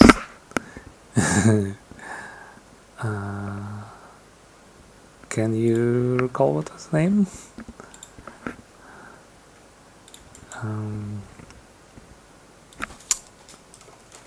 Clue count. Okay, yeah, it was clue count. Perfect. Okay, use this profile. Same address. Same address.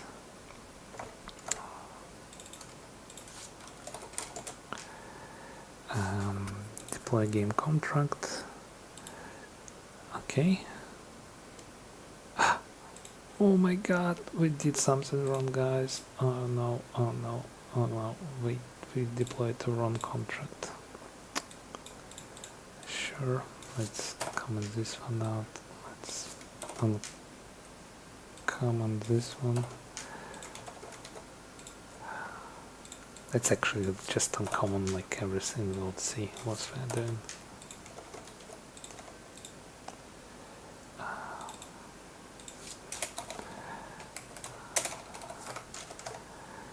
Okay, login, clue account, deploy clues contract, approve. Okay, let's go back to okay, interesting.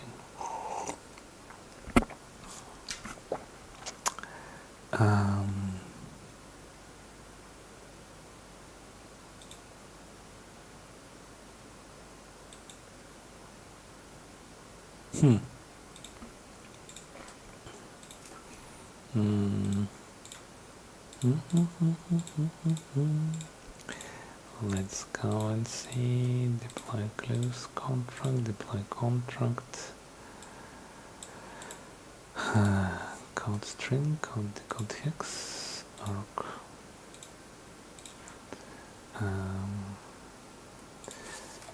GitHub, Stalker.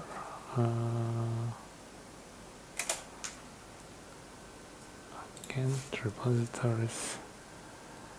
Flow playground scripts. Again, this one. Source. OJS. What is happening?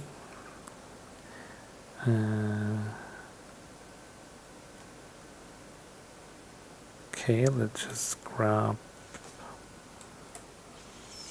this whole thing. Okay, now this one's good.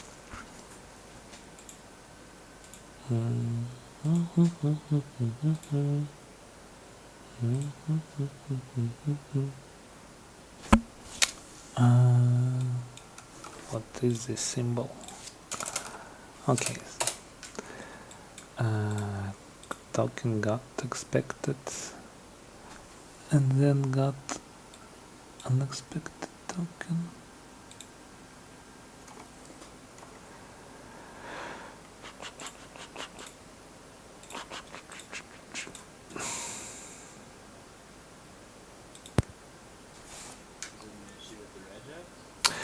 Yeah, I think the clues contract, we don't really do anything, so there is this, if we're not providing much, if it's just gonna return raw code right away. So it's looking for something, but doesn't really do it.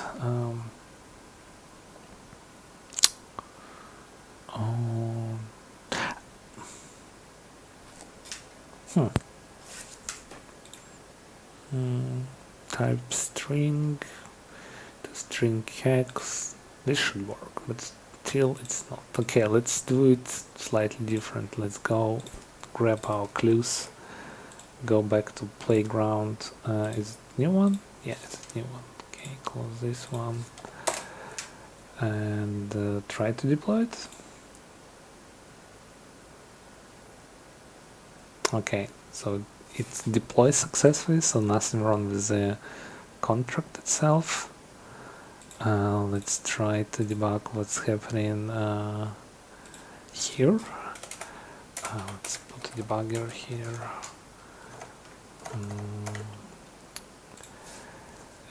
Sure, login. Use this account, clean, deploy. Okay, sure, let's add the watcher. And it should be code. Okay, kind of hard to read.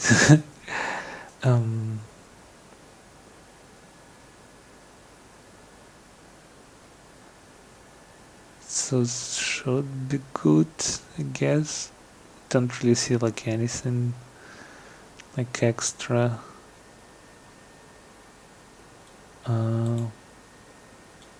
Yeah, execute it, approve. Okay, right. Transaction was already submitted.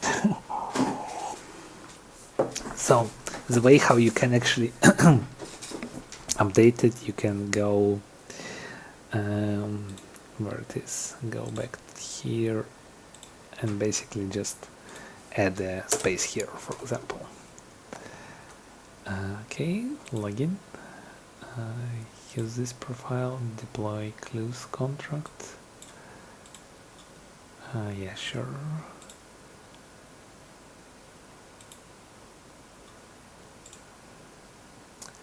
Okay, it says the contract was deployed, but I'm pretty sure it will be reverted, yes.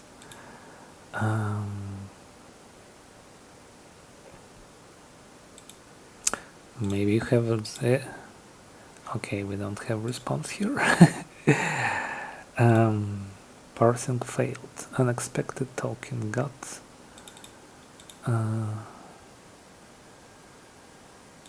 Okay, let's do it a slightly different way. We can do it like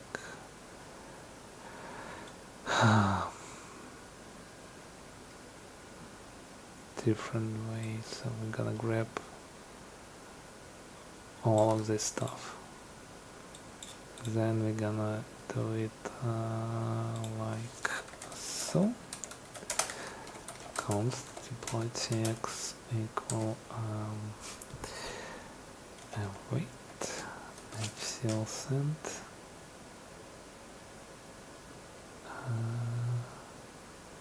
Right. We need this stuff here from code and code const code equal basically the whole stuff from Cadence code here. So at least we'll know, okay, if this will work. something is wrong with our import method.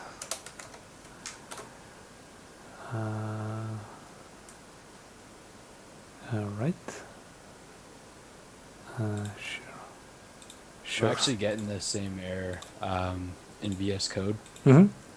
And when I import your contract over here, so I'm just kind of silently fact checking it on the side for you to see if I can find the bug.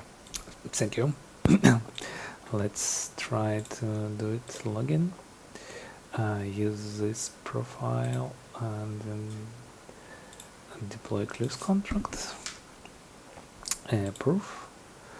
Okay, and then go back to here.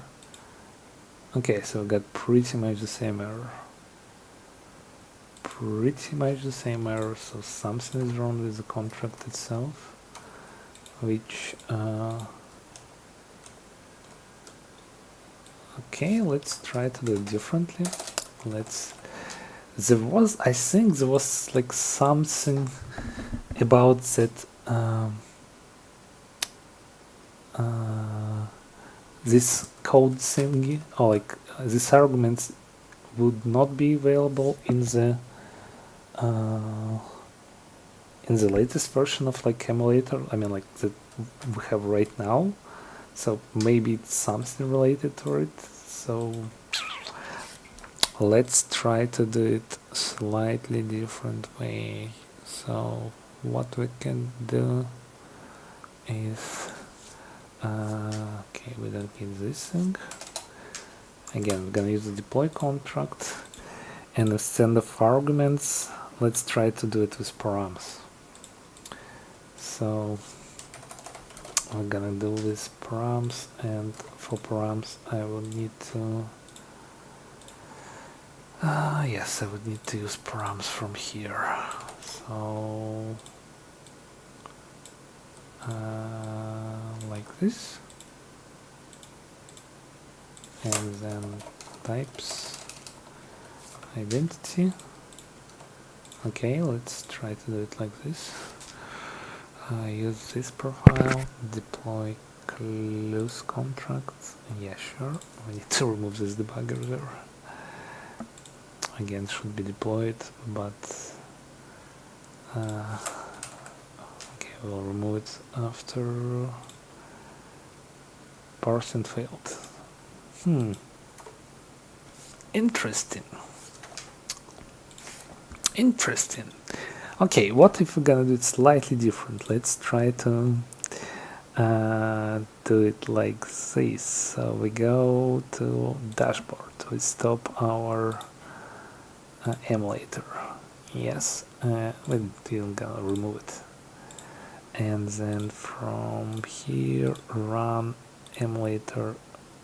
Okay, it stopped. Perfect. Let's also stop def wallet.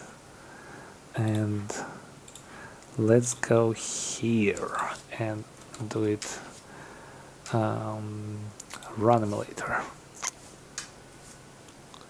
So we'll try to deploy the contracts from VS Code, creating two default accounts. Did create it? Okay, should be good now. So we have accounts, right? Okay, so we're gonna use account 1. We're gonna go on top. I'm pretty sure there's some error here, but maybe we just miss it. But it's not showing anything. Okay, I think I found it. Yeah. It's the spacing. So see, like line 31, you've got struct lock details, but no space between lock details and the opening bracket. So if you do the painstaking, right, yeah. Yeah, I think that's what it is because it deployed on VS Code once that was all straightened up. Okay, what's it like? Control D? Yeah, Control D. Should be good now. Wait, I don't like it now. Okay. Yeah, there's a lot. Sorry about this, guys. Okay, some more here. What you don't like? So some, I guess, all this stuff. And chest. I wonder why it's only highlighting in the preview window and not anywhere else. Okay, now it should be good, right? Let's try to deploy it. Deploy. It's still probably gonna be a. No, all cool. Oh, good. Okay. Okay, let's also do the same stuff, I guess, for player. Oh my god, it's gonna take some time. But as you see, like everyone has the same problem, guys. I should have just pulled it, cleaned it up, and submitted a PR for you. It's fine. Let's try to. Okay, so this one was deployed to this address, right? So let's grab this stuff here, put it over here, and then player should be from account to. Why we don't have deployed? That's an interesting one. Where is my deploy button? Okay, let's close this one, open again. Oh. So I can clearly see it here. Ah, right, it's because we have errors. So what you don't like about this stuff? Here somewhere on top. Okay, so I guess this one, this one, this one, this one, somewhere here on top. Oh my god. So let's take like this. Yeah, that was it. And like this. Oh my shit. Suddenly there's more. Okay, current location of type player runner is not invalidated. Moved or destroyed.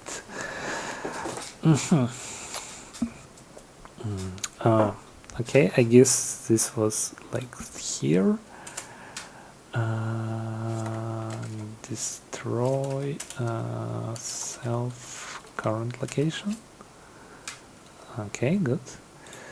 Some more here. Okay, this should be a tricky one. So what you don't like about invalid interface type? Got a reference to consider.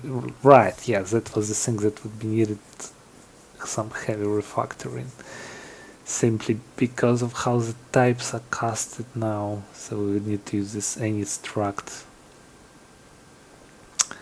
Any struct and then resource. So okay, should be pretty. Any struct. No. But this is a reference. And this is the mapping of unsigned integers to an actual clue. So this is a reference to... Okay, yeah, right. So yeah, right. So we're gonna use any struct because this is a reference and this is not a resource itself.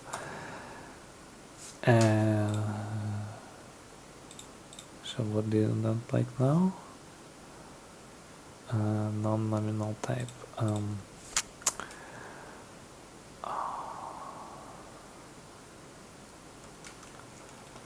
This one gonna be a tricky one. What you don't like about it?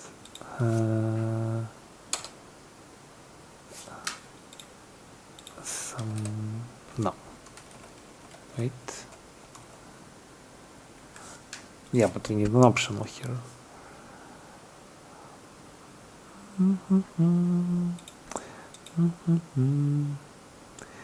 Get mapping reference.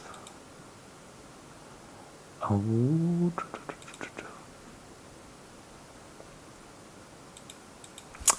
So for this we can actually go and try to get some more from Cadence Cup block. So for the round tree I was submitting together with Daniel, we submitted a project that was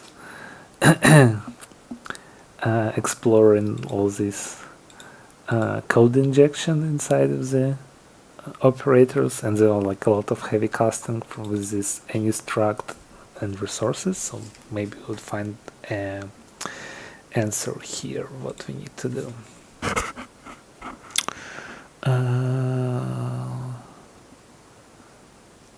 Next up is operator.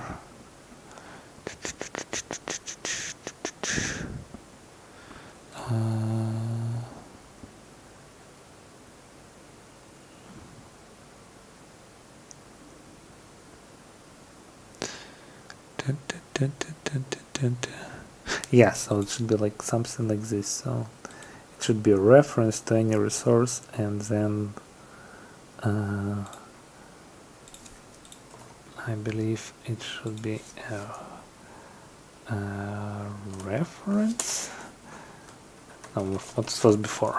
I already forgot what was before. Damn it. Current location. I destroyed this one. So let's comment the line. Let's do it like this. So it should be a reference to any struct, any struct, and inside of this any struct, this is the type that we're expecting. So, and the type of it should be like this.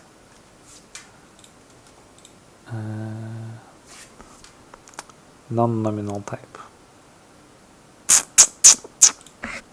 Guys, okay, nobody here. Can we find some?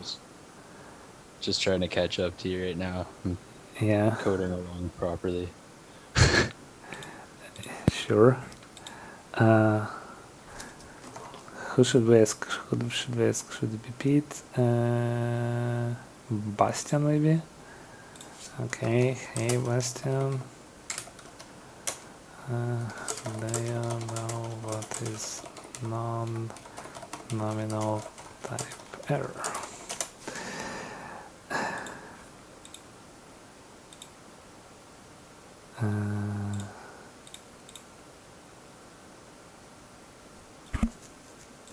Do we have inside of the docs on Cadence?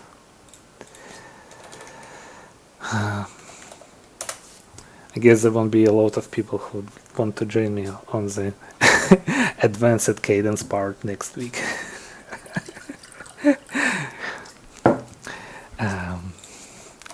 You're doing fine, buddy. Non-nominal. Okay. Composite type subtyping, right. So the same declaration naming and nominal typing, structural typing. Okay.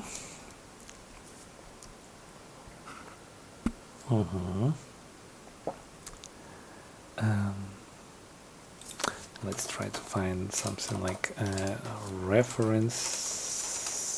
Where is it? Okay, a reference to any. Okay, not much.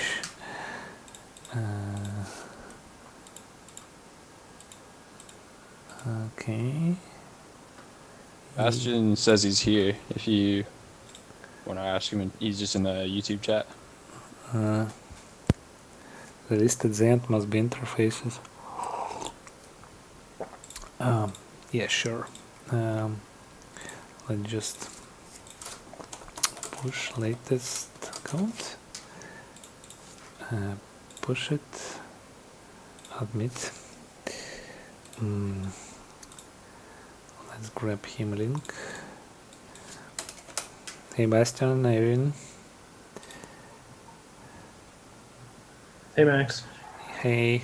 So what we're trying to do here, so previously I was able, so like my get mapping reference method would return me a reference to this uint to resource mapping, right? And it's also like was optional, but I think like we had like some changes later, so we would need to like wrap this stuff with any resource, so like any struct thingy.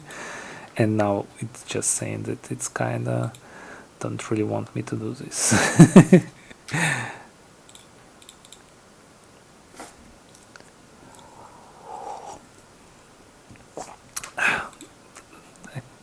Hey Max. Yeah. Can you hear me? Yeah, sure.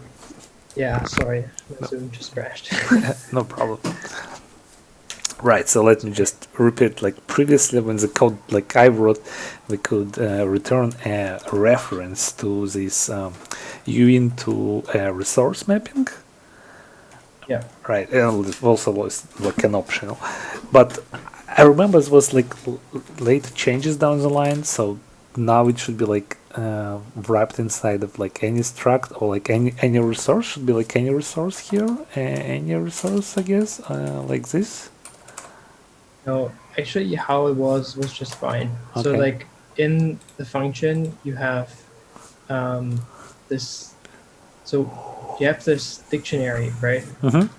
And then you want to return a reference to it. Mhm. And that's what you had initially in like here up in the comment as a type. Mhm. And that's also what you will still return. Mhm. The thing that the type that you're using right now, Mhm. that's like a restricted type. So you're saying, oh, I want to return something like any struct. It's like some value. Right, yeah. And Yeah. it has these interfaces. But in your case, it's a dictionary. Mhm. So you can just return the dictionary. The dictionary doesn't implement any interfaces that you could restrict. Like for example, you would have an NFT or the and you would return that. You could say, oh, I want to return some resource, like any resource, Mhm. and then say, oh, but in the curly braces, only allow accessing the name, for example. In your case, you just literally what you did was just fine, and I think the any struct restricted types are just confusing. So yeah, just remove the line and uncomment the first one. Yeah, but it was Nothing saying really changed. there isn't actually an error. So if I will do it like this, then I'm guessing. What's the error there? Yeah, it's saying I should drop it in any struct. Maybe it's because of these lines actually. Maybe I should just return like anything and later like grab the proper type when I'm gonna use it. It's not a bug. Ooh, interesting. Can you hover again over the return type there? Yeah. Yeah, that just looks wrong. I'm not sure why that's happening because I think this used to work, right? This was the original code that you had deployed in the playground. Yeah. Yeah. So I think the recommendation there is just wrong. I think, yeah, that might be aggression. What version of the extension are you using? That's a good Do question. you know that? Like, did you update it recently, or is it still sort of like? Yeah, might be old. Should they just refresh it, like update it? Where is Maybe, it? but don't worry. It might just be a bug that we introduced. So it would be really interesting to reproduce that. But you're not doing anything wrong. What you wrote initially, like the original code, is just fine, and it should just keep working. But I think maybe it's parsed now in a different way, which it shouldn't. But wait, maybe if we just put like space. what if you return the remove the question mark at the end? Does it change anything? No, it still says that it. Yeah. That's unfortunate. No, wait. Yeah, but then it might not have really like. Yeah, no, I was just wondering if the error message disappears if you remove that. I'll open up an issue for that because that doesn't look good. I think you just ran into another one. There's nothing wrong. Yeah. Why it always happens to me? Yeah. You're the You just get the benefit of running into it on a live stream. you're pushing the boundaries, you know, of what's possible and what's done with it. But yeah, the idea is that you're like just returning a reference to a dictionary and then used to work and should still work. Yeah, I don't have a workaround at the moment. Okay. What if you just returned it? Like, is it really necessary? Oh, it's because the clues, they need to be references. I think you could also just return a dictionary and have, like, you know, like just a normal dictionary, and then the values there are references to the clues, not, you know, not a reference to a dictionary. It's like a dictionary of references. Okay. It might change the code a lot, but yeah, actually, what I'm thinking is like, what if we're just gonna return like any struct, I guess? So the reference is a struct, right? It's not a resource. Yeah, So yeah, you could also do that. Like, yeah, be very like optional. But then if you try to then you still need to somewhere else where you're gonna use it. Yeah, I So will you just need to cast it. cast And it. then Yes, work. yeah. So I think you might just need to use a dictionary there, like a plain one. But you can try it. Not sure. Yeah, I would actually go just like try to do it like this way. Okay, perfect. Very untyped, but it should work. Yeah, Yeah. at least that type checks. Okay, but then we need to go to get mapping ref and see where we're using it. Okay, so now we're using it here, but here we need to actually cast it. Otherwise, we won't be able to use the. Yeah, I think you will run into the same problem if you write like cast it there. If you write like as question mark and then try to cast it to what it is, like the reference of dictionary, then you will get the same error probably. It won't probably be different. Okay, wait. I need to. Damn it. It's as question mark. Like you're trying. Oh, right. Like Yes. You get mapping ref returns you something, and then at runtime you're trying to cast it and it might fail. Right. And then again, should we do it like any struct first and then like whatever we want to do, right? No, you just do like a reference to the dictionary. Right. If it's not casted, yes, exactly, it will just fail. And here we just gonna do uint 16 to base clue. What was it? Did I delete it? No. Clues. Base clue. Should be good. Oh, actually, one more thing. Yeah. Can I? How do you? Okay. In the get mapping ref function, there, if you take a reference to something like the mapping equals reference to self keyring, you need to give it still the type. You need to say like, oh, I need to borrow this as something, right. And you can just say like as like reference to any struct. So it's a reference to something, you know. Yeah. And then you just do that everywhere. I remember I had this stuff like in the round 3. Yeah. Okay, a reference to any struct. Okay, now we got some errors. Expected. Okay, it should return a reference to any struct. Okay, why you don't? It's still failing there. Oh, but wait, no, but it is that. It is that though.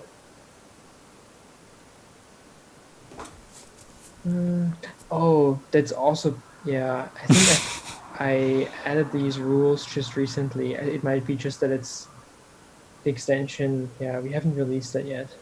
Ah, damn it. I think the easiest way is to not just like return a dictionary, right? That's what you want to return. Yeah. No? Or is it that you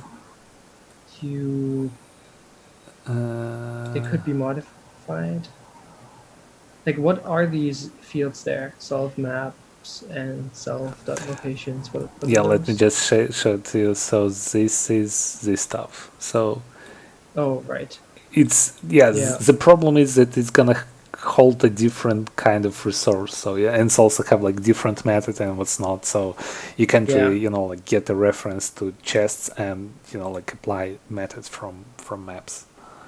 I think you can just return it. Like just return the whole map as is. You don't need even a reference to it or something. Just literally take away the ampersand before and just return that whole dictionary type there. Like in 16 clues.base clue. Okay, so like in 16. Just like above. Yeah. Oh no! Wait, actually, here it should be a reference. No, it should be like any resource here. Oh yeah, because it could. Yeah, it could be like. Wait. Yeah. And but then yeah. Are all of them? I thought that all the maps, like keyring, chests, locations, and maps, they are all implementing base clue. No. Yeah, they do.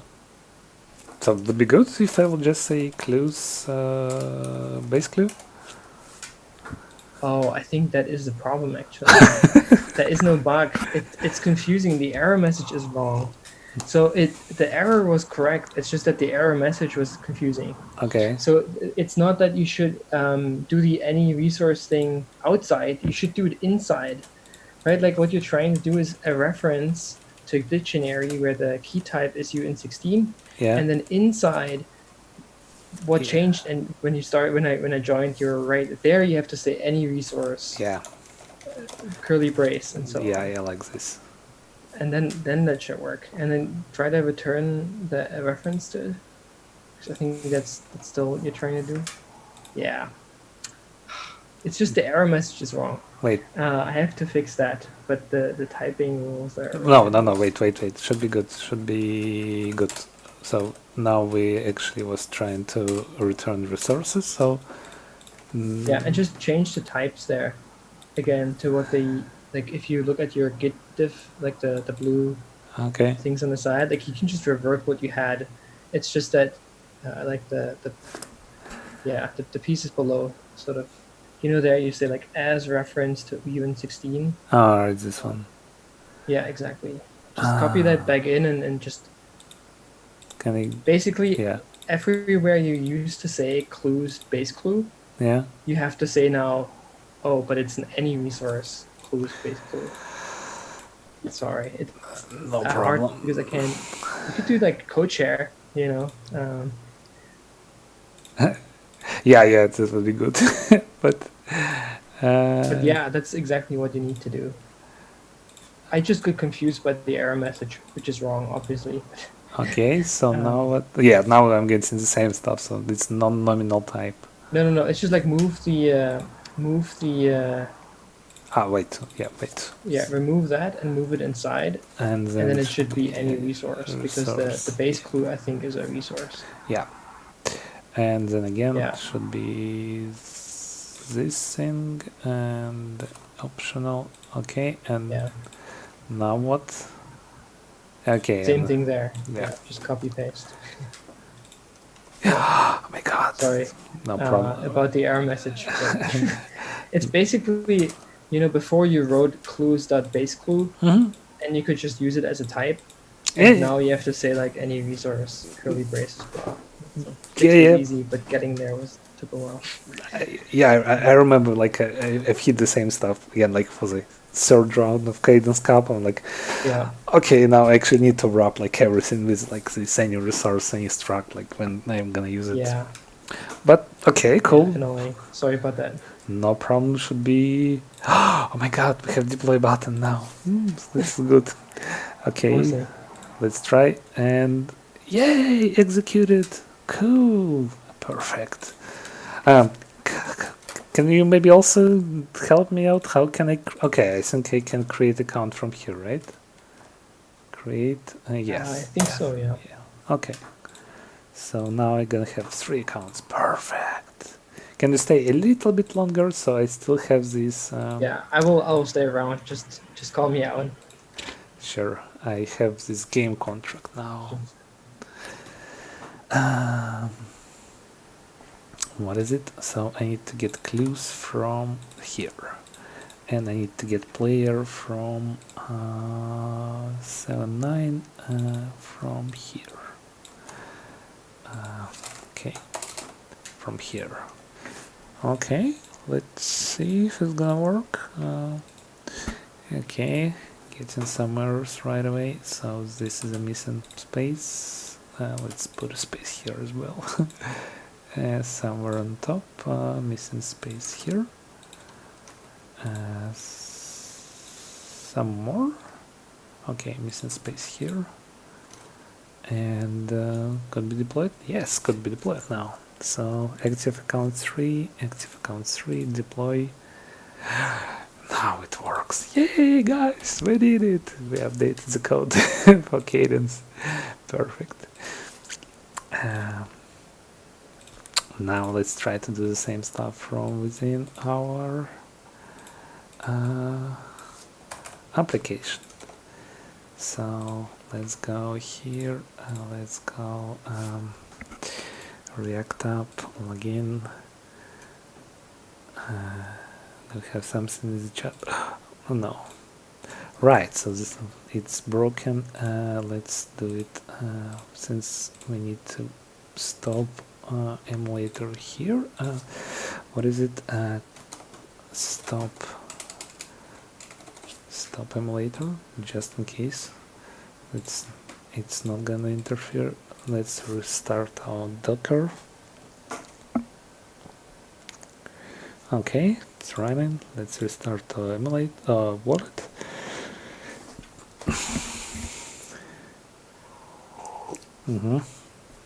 Perfect.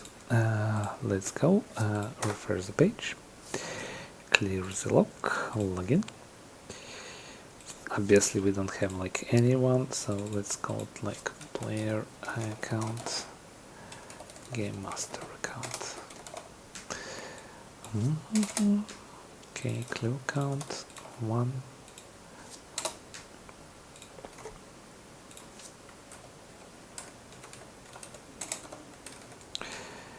Okay, clue count.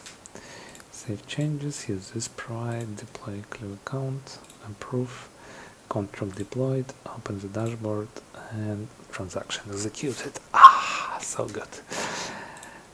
Okay, let's try to refresh the page, login, actually log out, grab this player account, SND1, authenticate, player account, save changes, use this profile, and we can see that the addresses are pretty much the same second time we create them. So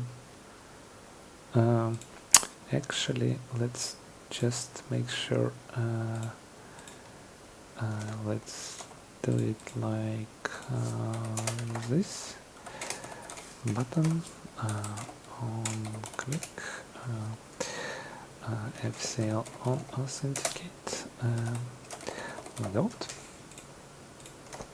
Okay, login, player account, log out, and just to make sure that we have the same addresses and not to mess up anything. Yes, same address, perfect.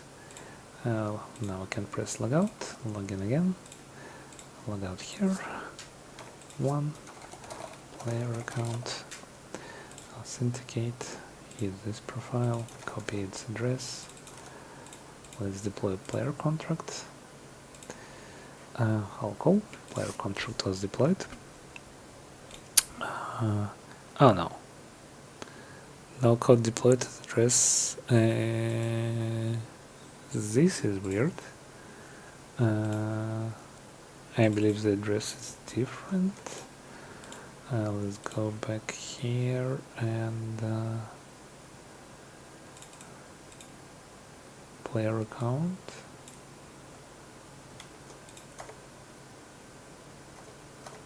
Player contract was deployed.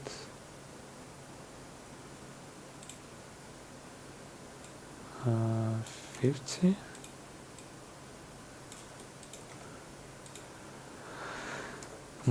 let's check. Actually, let's deploy this stuff. Fix cadence code for game and contracts. Max, yeah. maybe it was the new account that you created. No, it was good, I believe. Okay. Let's just check. So, right, will be actually good to have it a better output. But yeah, if we log out, log in, if we use this clue account, log out. So the address is the same. So pretty sure we copied correct address, and here in the player contract we're gonna replace from where we import these clues. Right, so this is the thing, guys. So you remember we've used these addresses in when we deployed from VS Code, right? We was needed it so VS Code would deploy them properly, but now we don't need them since we're gonna use and replace it with code. So we're just gonna say x01, and inside the game we're gonna use x01 and x02. Again, still valid Cadence code. But now we'll be able to properly replace it with the address that we need. So clear account. Now we need player account.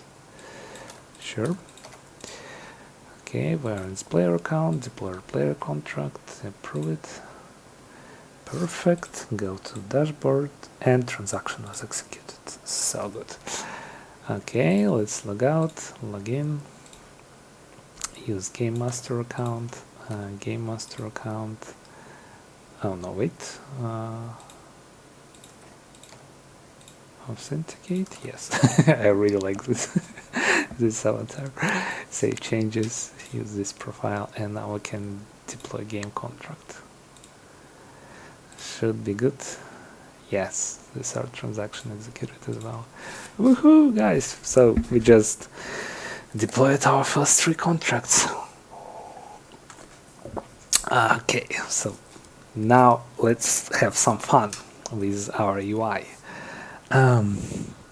We will need a new player, and we will also need some more fun stuff. So let's remove this thing. Let's go view changes. Use replaceable addresses for input, and clean up code and log out button. Okay, good. Push it. So now I have, guys, the latest code. Do I have anything here? Yay! Well, nice. Okay, we don't need this, but we need, no, we don't need this thing. We need, okay, we need this one. What's, no, we don't need this. Let's go back to Cadence Cup, round 1. Oh, no, it was block. Block on flow.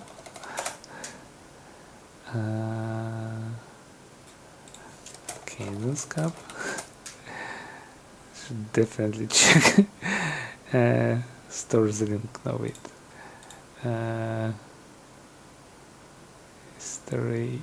History, blog.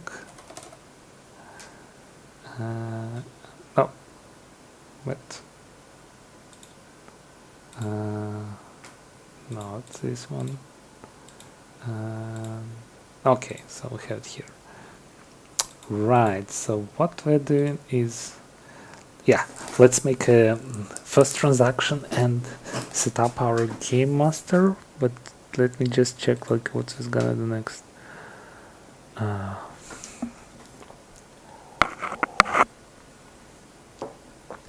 Player storage. Summon similar.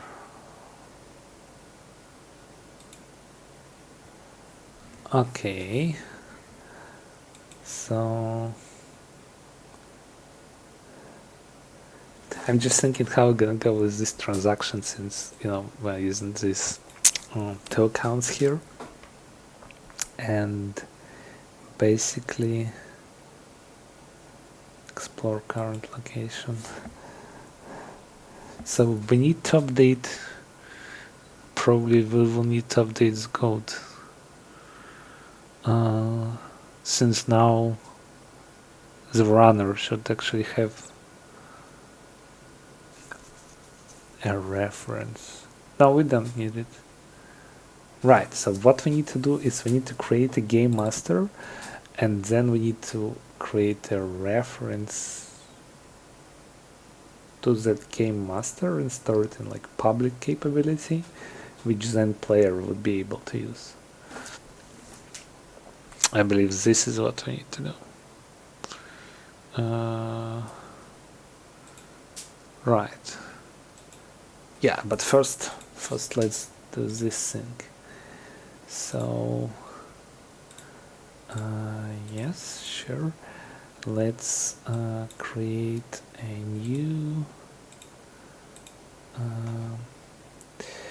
new flow file. Let's call it init game master JavaScript. Sure. And here what we're gonna do is we're just gonna grab all this thing again.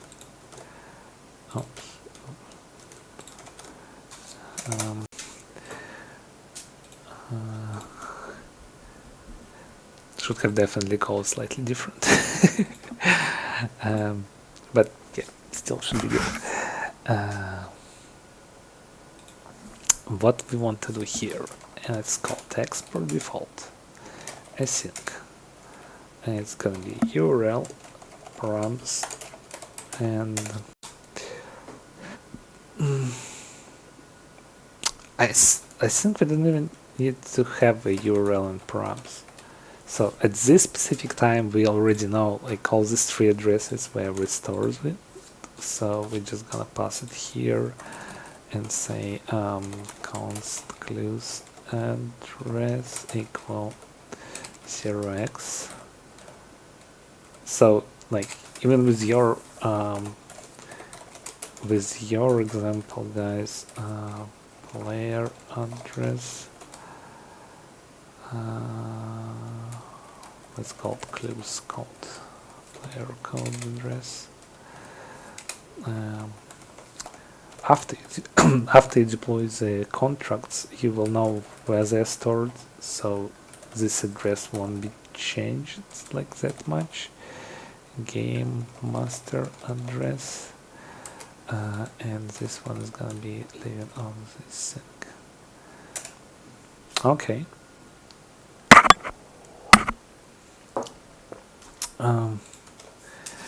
Actually, I'm thinking like we can simplify this slightly, and we can make the player a game master. I mean, like in the real life example, it's not really like a good solution, but for the simplicity of the demo itself, we can make the game master, or the player, the game master itself. This way, we will be able to have access to both his like character resource and also this game master thingy. So for example, we won't need to sign it like twice. We would be able just to like sign it like with one account, which will have access to both paths.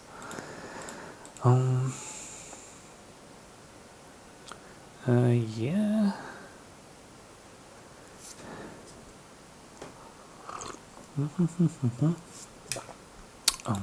Yeah, I think this should be the way to go. But first let's create storage. Right, and this is also a different thing. So let's create our transaction. Let's make const transaction. Oh, let's make like code sdk.transaction. And we're gonna import basically just gonna grab this code here. Okay, and we're gonna tab it a couple of times. So we're gonna grab it from clue code's address and this one from player code address. And since we don't really need to have this regular expression like as we did previously, I mean, like we probably could and like store it in separate Cadence file. Actually, yeah, let's do it. I was just thinking to make it slightly different way. Let's go back to Cadence. Let's say new file, setup game masters DC, and then just post everything yes. And we don't need this thing. We don't need this stuff. Okay, can I please? Yes, I can. Can I? Okay, I can. Again, we don't need like all of these things. This is gonna be 0x1, 0x2, and then 0x3. Right? So this could be living here. We can even like store it somewhere else. So let's say for flow we're gonna have a file with addresses. Yeah, like addresses. Okay, JavaScript. Okay, and let's just remove it here. So export port, sure, and then we're just gonna import from flow addresses, and then player addresses, clue addresses, game master address. Okay, so here we're gonna say return fcl.send, and then we're trying to execute a transaction, so we need SDK transaction, and for the code we're gonna pass a code here, const code equal await load contract, import init transaction, init game master transaction from Cadence stop game master. Okay, let's call it stop. Okay, setup game master, and the URL gonna be this one, and then the parameter is gonna be just like and where was it? Yeah, so query,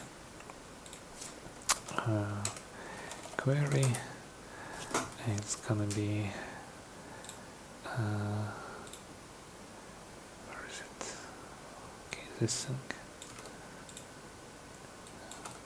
Pem. Okay, so we'll need to replace 3 addresses and 0x03. So for 0x11 we're gonna use clue address, for 0x02 we're gonna use player addresses, and for 0x03 we're gonna use game master addresses. Okay. So what else do we need? We need const user equal fcl current user. We need authorization equal user.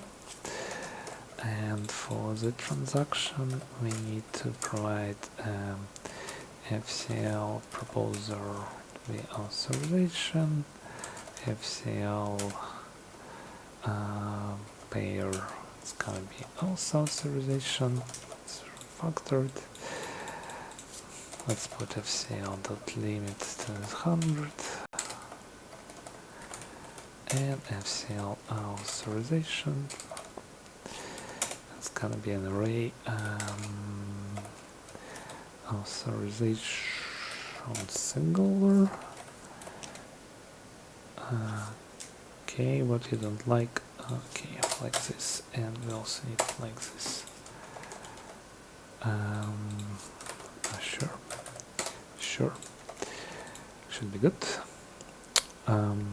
Okay, so we'll load the contract, and then we simply return it.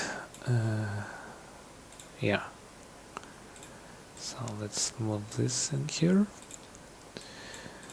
So now we want to make it like const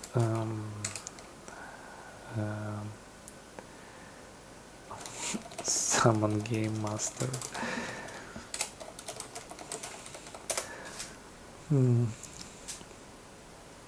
Summon game master, and then what we need to do, we need const transaction summon transaction equal await, and then we need this init game master. So import init game master from flow init game master. Sure. Let's rename it.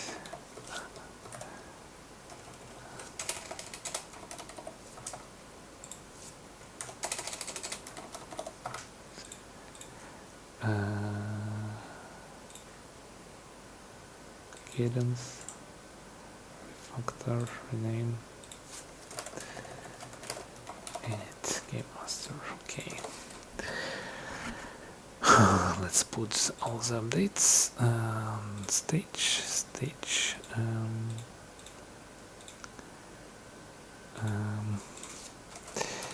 More code to set up game master resource. Okay, let's push it. Let's check if anyone's still here with us on YouTube. Okay, nothing more here. We don't need this one. We don't need this one actually. Flow verbose. Let me just check it here. Did I put it? Okay, we didn't put it here. So let's put it here. Flow verbose equal true, just for future updates, so we would be able to see some login output in the console as well. So do we need this thing? No, we don't need this stuff. Okay, deploy contract summon. Okay, so here we need to call to init game master, and this is gonna return us a transaction, and then we just gonna listen to what's happening with it. Summoning has been completed.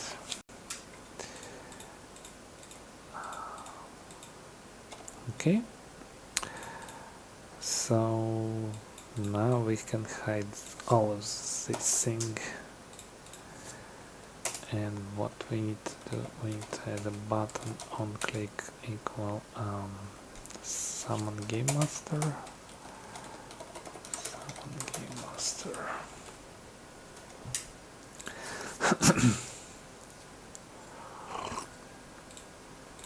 Guys, are you still with me? just wave or like tell me something. I'm still here. Okay, cool. At least there is like, while we still have at least a single watcher, we can continue. We have two. Oh, You're popular. Just- I mean, Popular. this is like a party. Come on, guys. I was just trying not to make like terrible jokes the whole time, so I'm leaving myself on mute. Okay. It's going great though.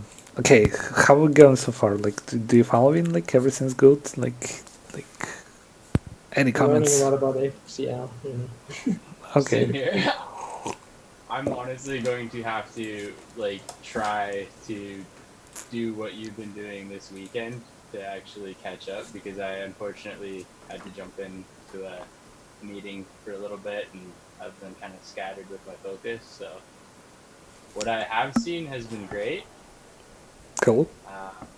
And I mean, I'll follow up and let you know if I have any questions, but I'm going to keep watching. Okay, sounds great. Sounds great. You ready for bed? It's getting late on your end. No, I have like another hour or so, I think, Holy smokes. before my wife will start screaming at me that time. But yeah, should be good. So what we're trying to do now is inside of our game thingy, no, the game thingy, right? So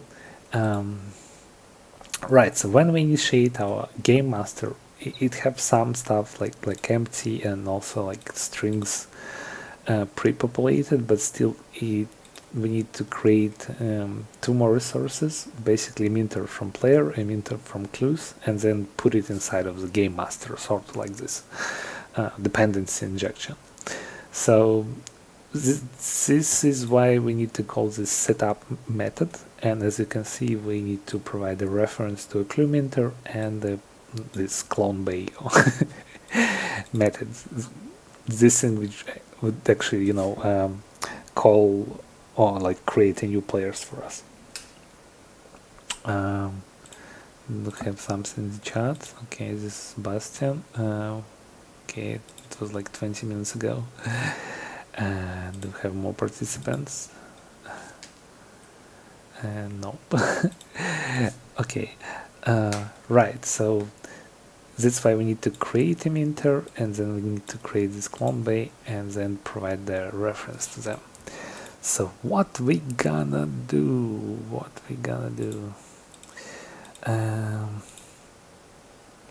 We gonna go here and inside of the game master, right? So this is gonna be our player, and this should be also our account. Obviously this is gonna tell us that something is wrong, since it can't really like download the code from here, but we will try to carry on. What we need to do here, right, so inside of the transaction we're gonna create a new minter. So let clue minter, and it's gonna be a resource, and the way how we're gonna do it, we're gonna go to this clues thingy, and we have this public method which is called create new minter, so we're just gonna call it, and then we're gonna say clues create new minter and call it.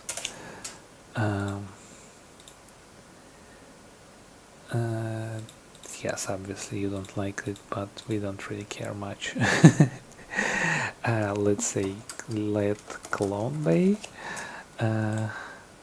What we have in chat? Come on, open up. Okay, thank you for help. Thank you for help, Bastian. It was really valuable. Sorry for distracting you. No, not distracting at all. This is awesome. Great walkthrough. I learned a lot.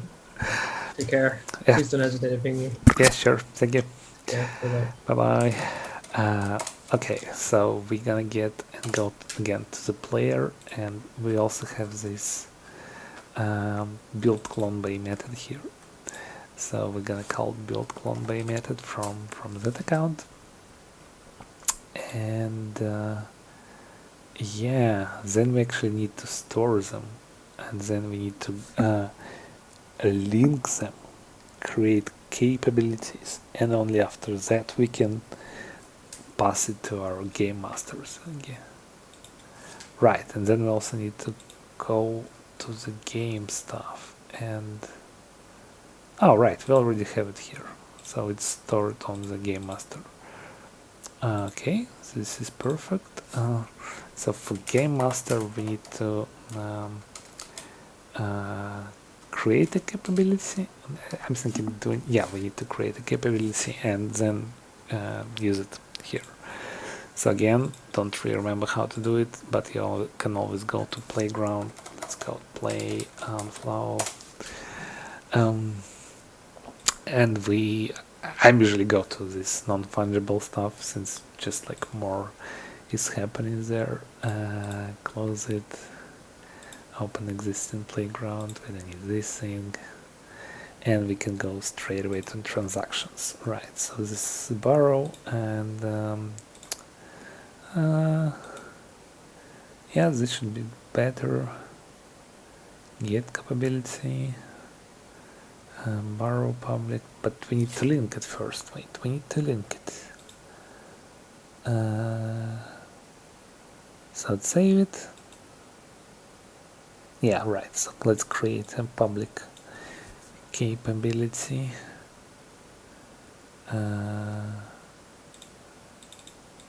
Let's actually also store, let's say, account.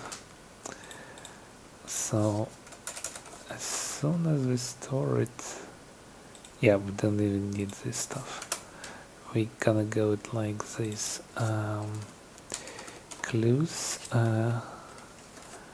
clue minter, and then here we're gonna say clues, create new minter, and then we're gonna store it inside of a storage clue minter. And then next we're gonna save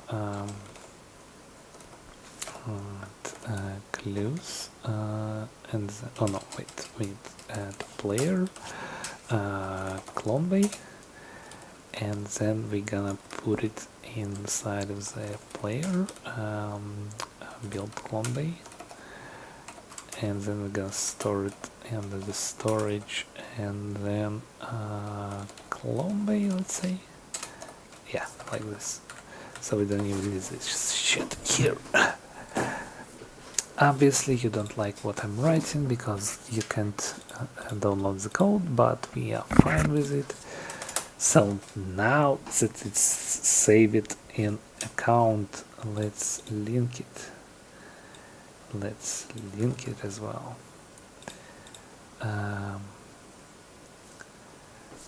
Do we need... No, wait guys. I'm just thinking, do we even need to make links to this?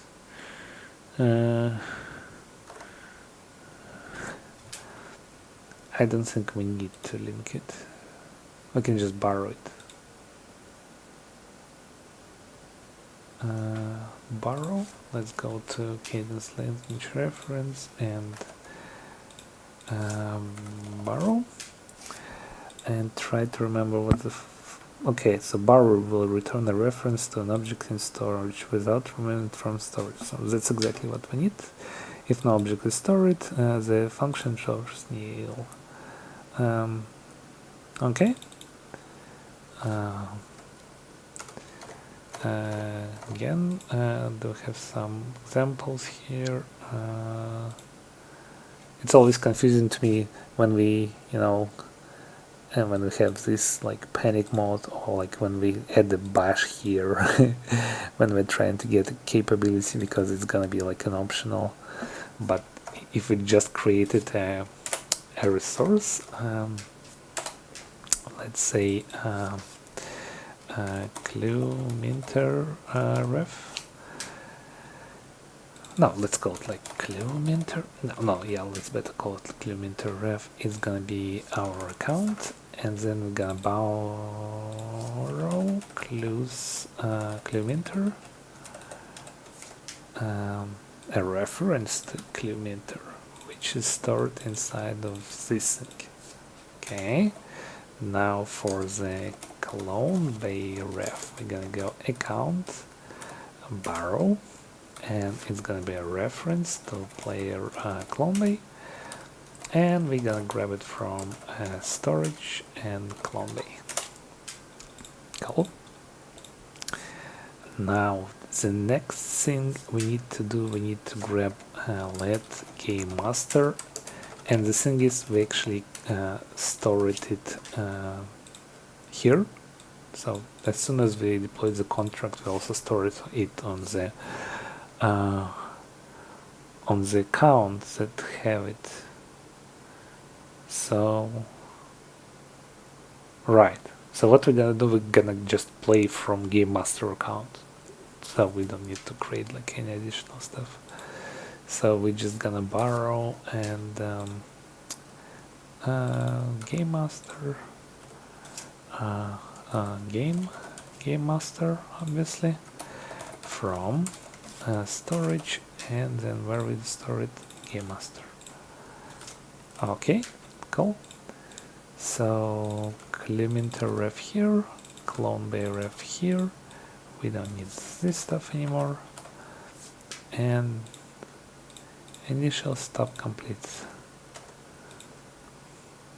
So let's hope that it will work.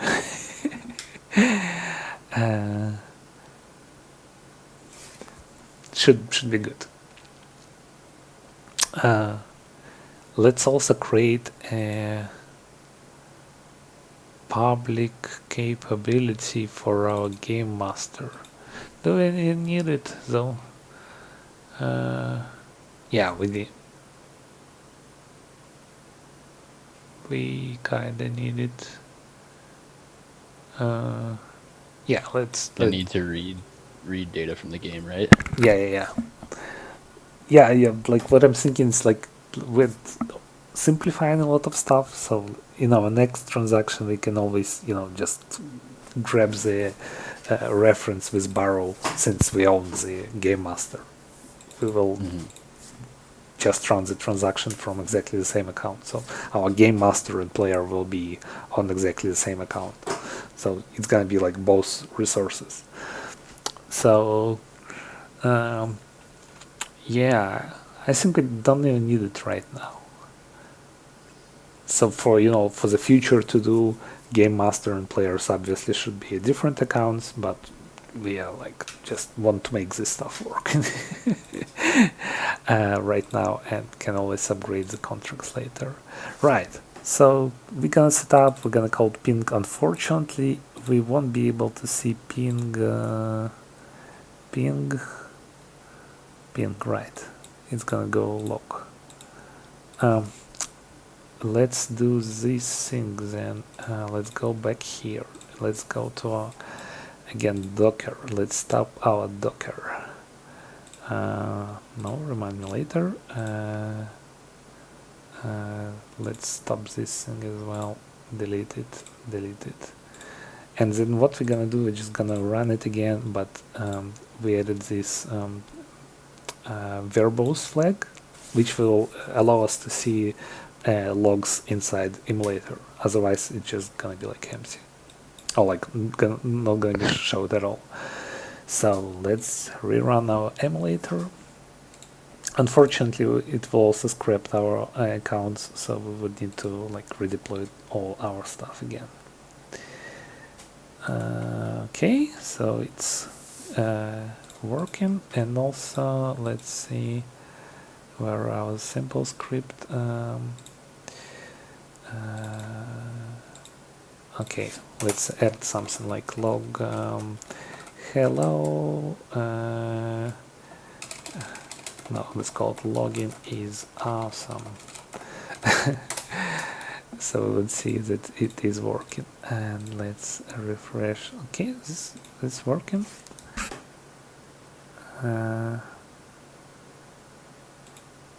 Okay, let's go to our application, click it.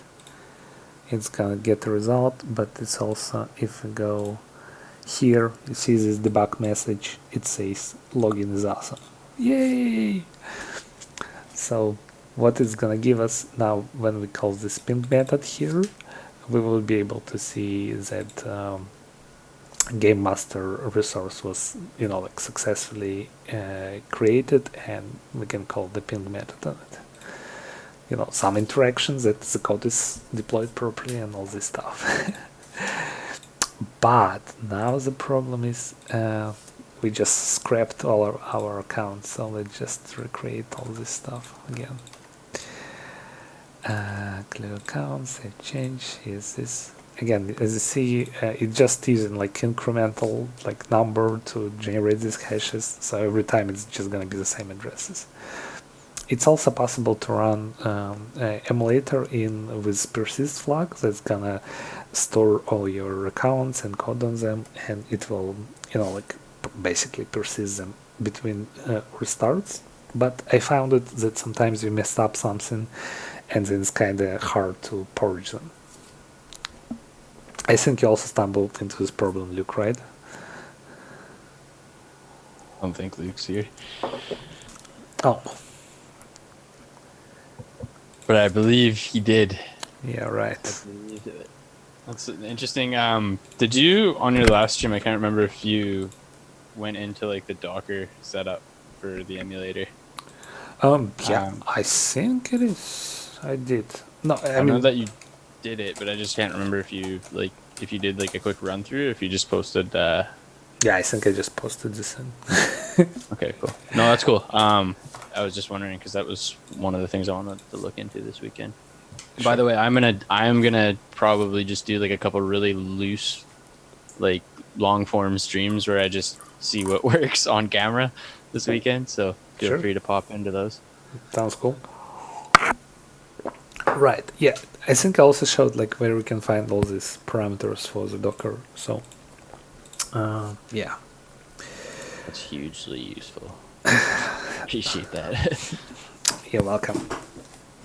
Okay, let's try to do. All right. So what we're doing now is we're trying to redeploy all our contracts. So let's uncomment this stuff back,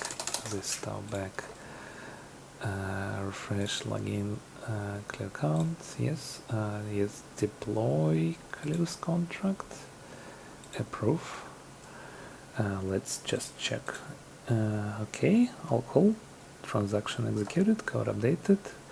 Log out, log in, log out.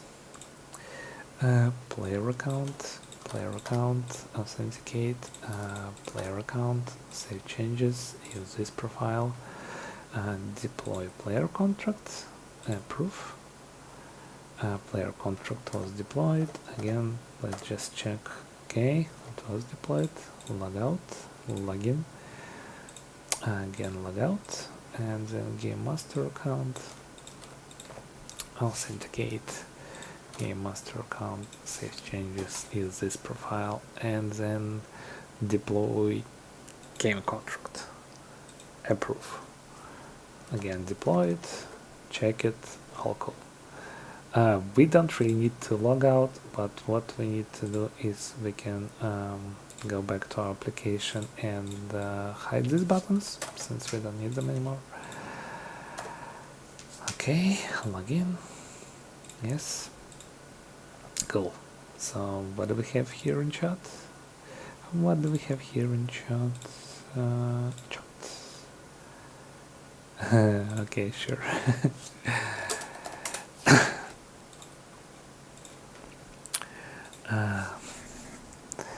Right, so let's try to summon our game master. Flow Shadowrun, summon game master. So we're gonna call our need game master thingy. We don't need types here. What is it like? Can be shortened. Oh yeah, right, obviously.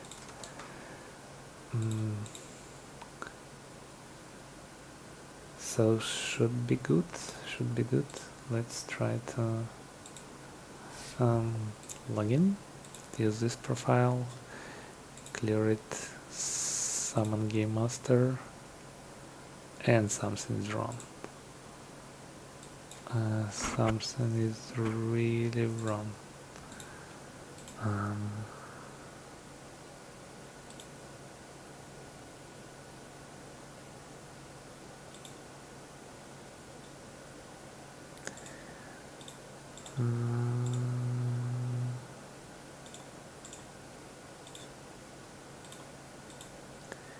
New game master.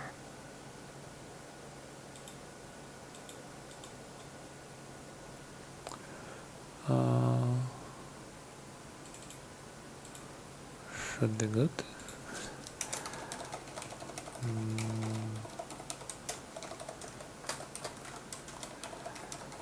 Okay. Summon game master. Okay, now it works. So as you can see, we successfully replaced all these thread addresses, and let's try to approve it. Summoning has been completed. Okay, let's go. The moment of truth. Go back here. And oh shit. Cannot find declaration in, cannot infer type parameter T. Okay, something's bad happened. Let's go back here again. So it can't find a game.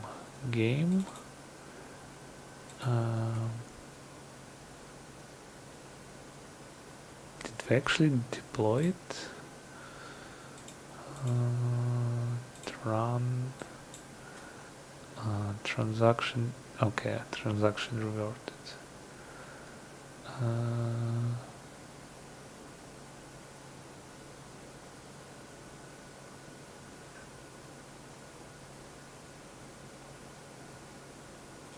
Okay, let's try to actually.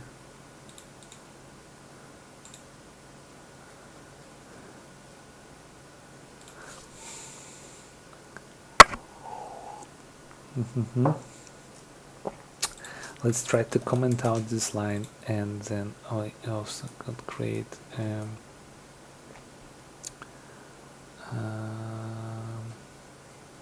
the same thing that we did with player. So let's do it like this.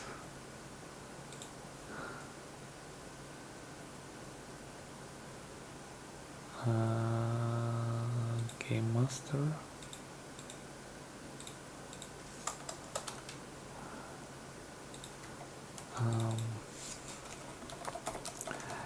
Game master, and it's gonna return us a game master. And what we want to do is we want to create a game master here. Okay.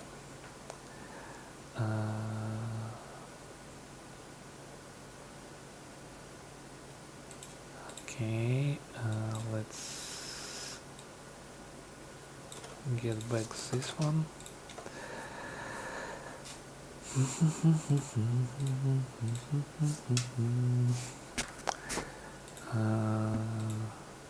Login. Yes. Deploy game contract. Yes. Was deployed. No, go back. Run. Okay, so it was submitted. This is fine. So now if we go back to our init game master, we need to game master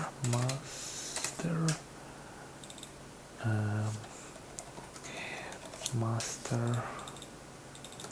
It's also gonna work like we also have a resource here right now, but we're just gonna like store it on a different path so it's gonna be fine. We're not gonna get like an error here. Otherwise, if we would try to save a resource on the same path, we would get error that we already have a resource there.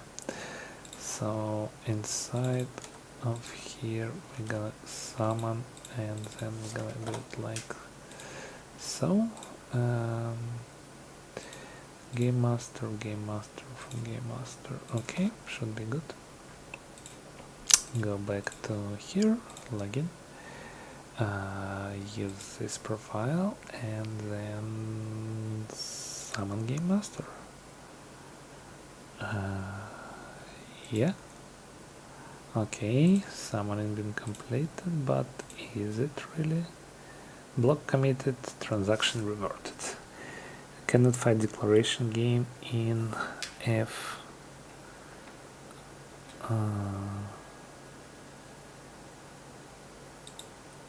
Okay, so something wrong with our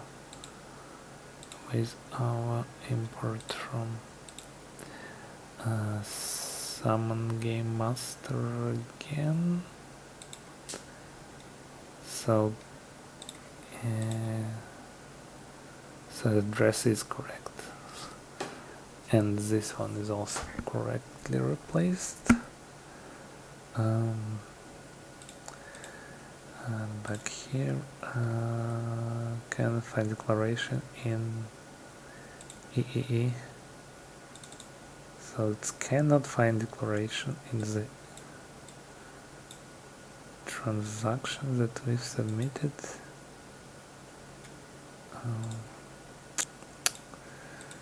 Import game, control game.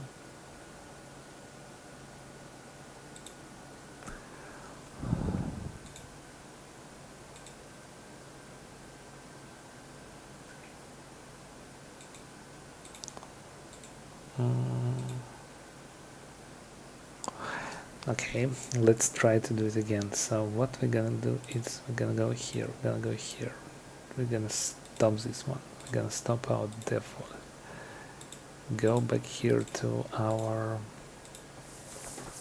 contracts here. So we're gonna stop them later, we're gonna run them later.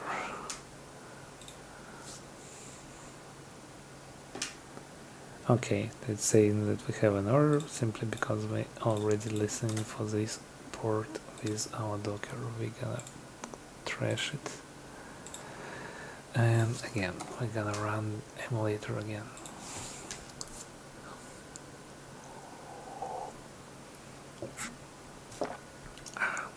Okay, we created two accounts. Let's go and create account one more, since we'll need 3 accounts. Okay, now let's pick account number 1. Okay, deploy clues.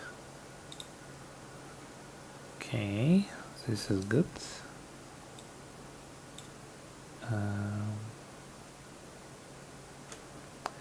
Then go to player,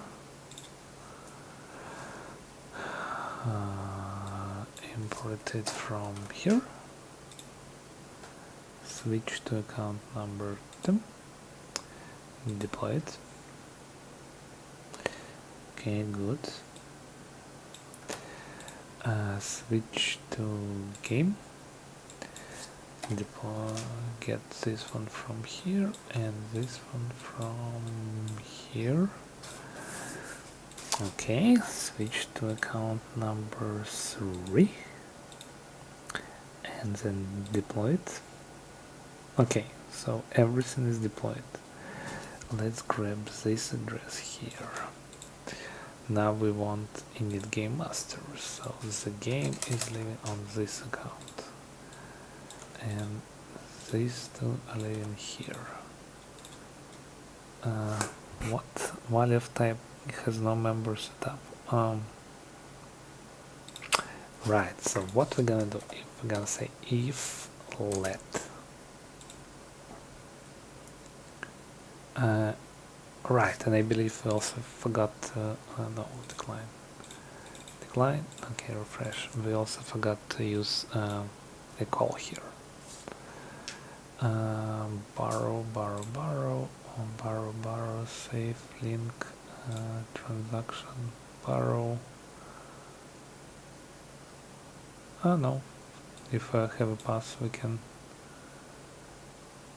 get, but what we're gonna do, we're gonna use this optional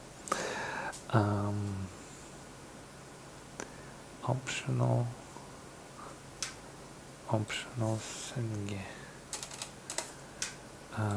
So should I use the bank here? Can I use the bank? Yeah, right.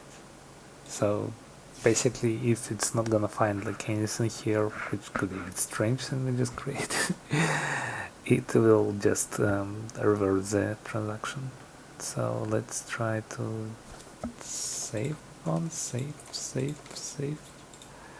and then submit transaction. Oh, perfect. You see, it's actually working. So the problem was that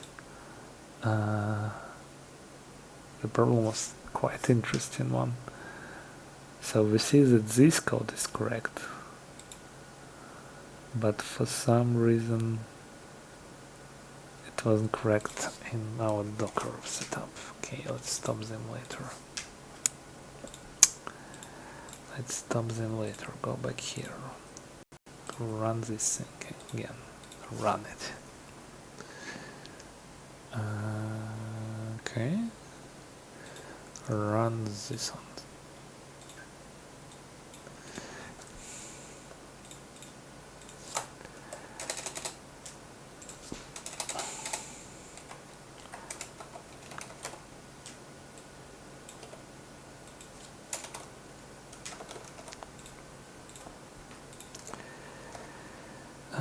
Okay, go back here, go back to our React app, refresh it, log in.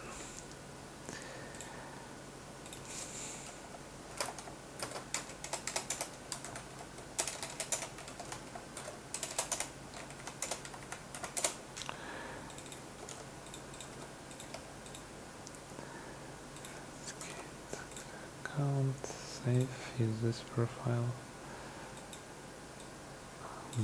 Deploy script contract, approve, log out, log in, log out, player account 1, authenticate, use this profile, deploy player contract, approve. Okay, I believe everything is good. We'll just check and batch, authenticate, deploy game contract, approve. Okay, let's check if all the transaction. Okay, right. You see the same error again. So let's go back to our contract. So the game should be import from 0x1, 0x2. Player should import from 0x1, and then game 0x2. Player and clues is not important from anywhere, so we're good. So now we need to log back to player account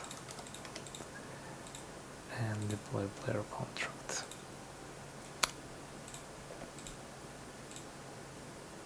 Yeah, all cool.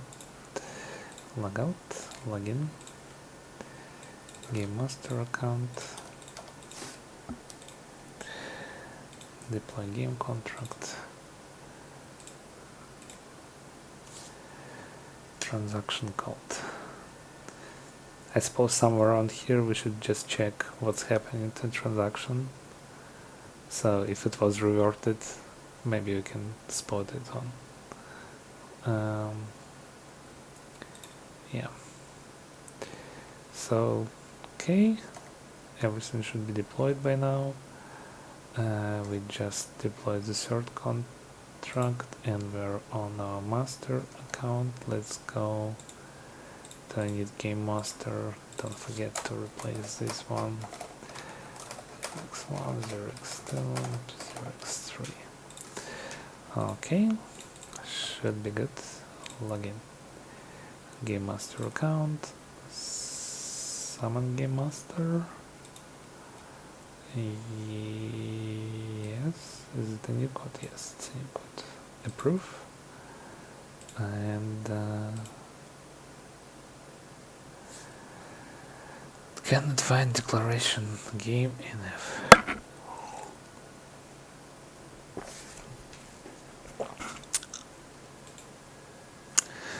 Okay, what is happening? Let's try to deduct what is happening. Again, summon game master. The code is fine.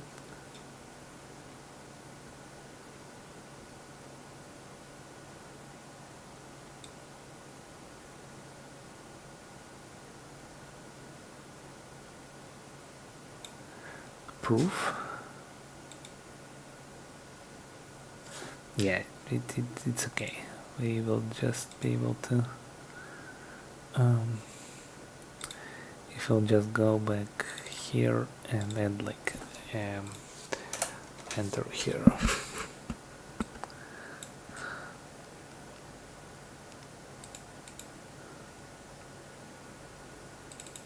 Game master address.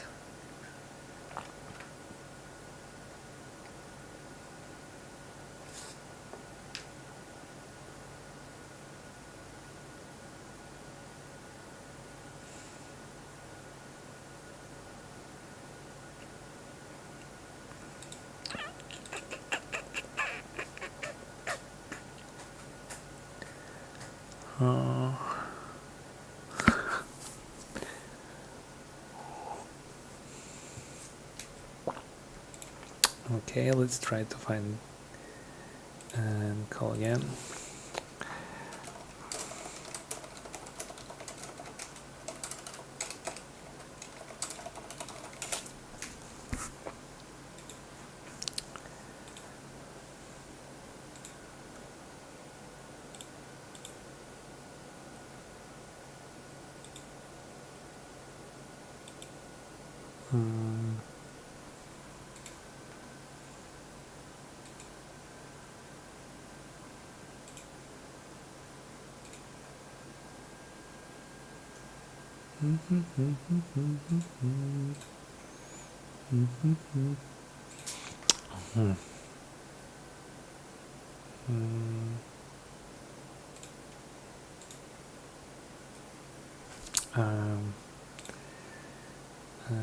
Some link, let's try to go to participants, invite, copy invite link, this one.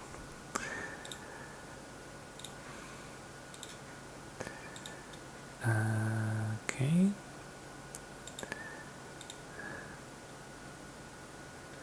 Okay, admit.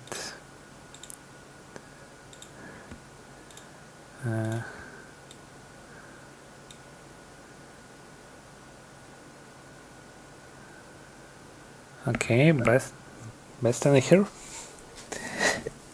Yes, thank you for joining in again.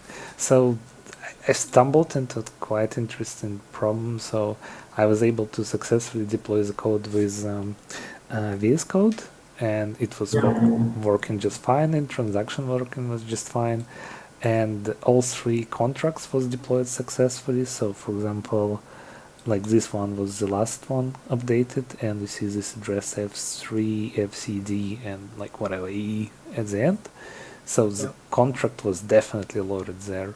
But then when we're trying to execute this transaction, which will load some definition of game contract from exactly the same address, it just says that can find declaration game in this account. So let me just try to show it to you. So we just try to log in, use this address, exactly one where we have like everything deployed, with summon game master, and the address here is also in correct format. And Yeah. basically we're just creating 3 resources, we just borrow them, and when we hit the approve, it says the transaction was actually completed, but here again we're getting exactly the same stuff. Cannot find declaration game in. Yeah, it's same address. Yeah. In game, where are you using that one? Here. Right. I was thinking, like, what if we just gonna do it like so? Is it actually called game? What if you just say import instead of like importing it? Like it seems like there is code deployed to it, but it can't find that game. Okay, let me just. So maybe it's just there's maybe accidentally something else there. Yeah. I'm not sure. Yeah. Okay. Let me just try to game master address. Okay, this should be good. Yeah, let's try to remove this thing and try to go out again. Login again. Summon game master. Again, proper address here. Approve. All right, obviously. Let's add another. Yeah. Yeah. Like normally, if you don't have any code deployed, it says like, "Oh, I can't." There isn't any code there, so the error message is different. But if it says like, "Oh, I can't," there is no type game in that contract, that account, then I wonder what's in there. Like, just try removing the game from like just write import 0x03. Like Does that work? Yeah. Okay. And it imports like everything, but there is just one thing. Hopefully the game, like there is no difference between the two at the moment. Okay, got it. Okay, let's try to log in. And yes, summon game master. Proof. Yeah, I see. You cannot redeclare contract. Player is already. What? And again, cannot find in the scope. Is this weird? Oh, but yeah, okay, let's try to do it differently. Let's revert this thing. Let's maybe there is already code deployed there and you're trying to. Yeah, but okay, let's just stop everything and let's go here. Maybe to start from a clean, from a clean state, and then. So let's run the emulator. Okay, yeah, sure. Delete, remove. Again, run the emulator. Okay, it's running. All cool, all cool. How many accounts? We have 4 accounts. We pick the first one. We deploy it. Okay, cool. It's deployed. We pick a player. Player should be from this one. And then we need to pick a second account. Deploy it. Again, successfully deployed. Then we pick the game. And the game should take from here and from here. Okay, let's pick a third account and deploy. Again, successfully deployed, no problems. Now we're trying to run this transaction, and so get from this address, and then these two from here. Because how this works is the VS Code extension is literally like connects to the emulator, and like if there are no errors reported here, like no lines, then it works properly. So also when you execute it, it should work just fine because you're loading the it can find the game contract in that address right now. So when you run it, it should do the same. So if that is not the same, then like if it errors, it's weird. Yeah. So if we'll now try to, I mean, like pretty much the same Yeah. stuff we just executed, and we just run it, and it's perfectly wired. So. But then, oh wait. Oh, I think you mentioned this in the call, right? So I'm not really familiar with the browser stuff.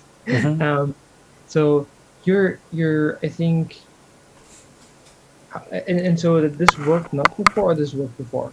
This worked before, right? No. But when you did it in the browser, it worked. No, I mean like it works in from VS Code, but it doesn't Yeah. work in browser for some reason. Yeah, can you go over to the browser where it doesn't work and just Sure. that's where you're running it in Docker, right? Yeah. Is it possible that the version of the Docker image and the version that you're running through like the emulator that you're running through VS Code is not Yes. not the same? But I mean, it should still work. Like all this code should work, but Yeah, obviously no, wait, can I check the version from here? No, I don't think so. Yeah. No, we don't have that feature. But you can run it on in the terminal. If you open up a terminal and you can just say like flow, I think version, I think, or it's like dash. Yeah. It will tell you what version you're running at. All right. Yeah. Okay. Yeah. So 0.6 and Docker is obviously pulling me 0.7. So it's Yeah, but latest it shouldn't one. matter too much. The versions are pretty much the same. Like the emulator is a bit like it's the most recent version we had, so it's weird. Then again, we've definitely seen some changes from 0.4 to 0.5, and then it's like, here you go. Here, like, you have this carrot return, like carrot return symbol here. You're like, I don't like it anymore. Like get lost. So let's just check packages on like how do you specify version here. So. Okay, let's just try to use like 0.6. Do we need to point like here or? Yeah, I'm not sure about the version numbers. Peter probably knows which one is which one. You can check. I think just try rerunning it from scratch and check. Maybe it's because the bootstrapping or something is different. Peter probably knows better than me. I'm not too familiar with the details. Okay. But just stay with me. Should be pretty pretty fast. Yeah. Sorry. So when you deploy the contract sort of in order, then the deployment of the three pieces work just fine. It's only that when you try to run the transaction, then it will fail to import it, right? Yeah. There. But it's also weird. It's only like not finding the last one. Yeah, the other ones work just fine. Okay, do we have it? No, log out, log in, log out. No, yeah, sure, I missed that one, damn it. Yes, deploy player contract. Okay, probably something just use this deploy. It's like bump it one more time. It's if you check the latest version, it brought that back. So what do I need to do? If you check the flow release notes on I'll send the link. So if you go to the GitHub repository on flow, then Peter publishes the release notes for the emulator and the command line interface. And there is I think, an update. So yeah, if you just go to there on the latest comment. Even, here, right. Yeah. Yeah, the latest version is 7, Yeah. and then the emulator is also at 7. So if you just literally update the statement that you had in the package JSON file, I think it was, and just the version number and just use 7 there, then it will work. Okay. Yeah, but I mean, like, if you just remove it, it's gonna use latest. But yeah, sure. Yeah, I think you probably ran that before. I don't know what it was before, but yeah. Let's try. Maybe. Oh. Okay. Yeah. It's already done, yeah. Just remove everything and Docker run. Okay. Okay, it's running and default it, run it.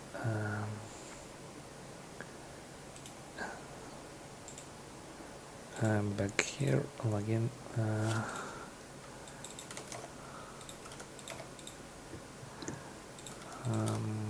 Save, use this profile, deploy. Yes. Was deployed. It was deployed. Okay, log out, login, log out. Okay, authenticate. Sure, use this profile, deploy player contract, approve. Okay, log out, login. Log out. This one, authenticate. Save changes. Yes, deploy game contract, approve. Is everything fine? Yes, everything is fine. Code updated. Okay, now we just try to run this Summon Game Master. Again, we're properly getting it from here. So game here, game here. Yeah, it all looks good, I think. Yeah. Approve. Okay, and back here. Again, cannot find declaration. Super weird. Oh, yeah, that's weird. If you go to the game contract, what does that look like again? It doesn't do anything really, right? Oh no, it's just it's folded at the top part. Yeah, okay, yeah, there's like a lot of stuff here, but a lot of stuff. It's basically But just it should.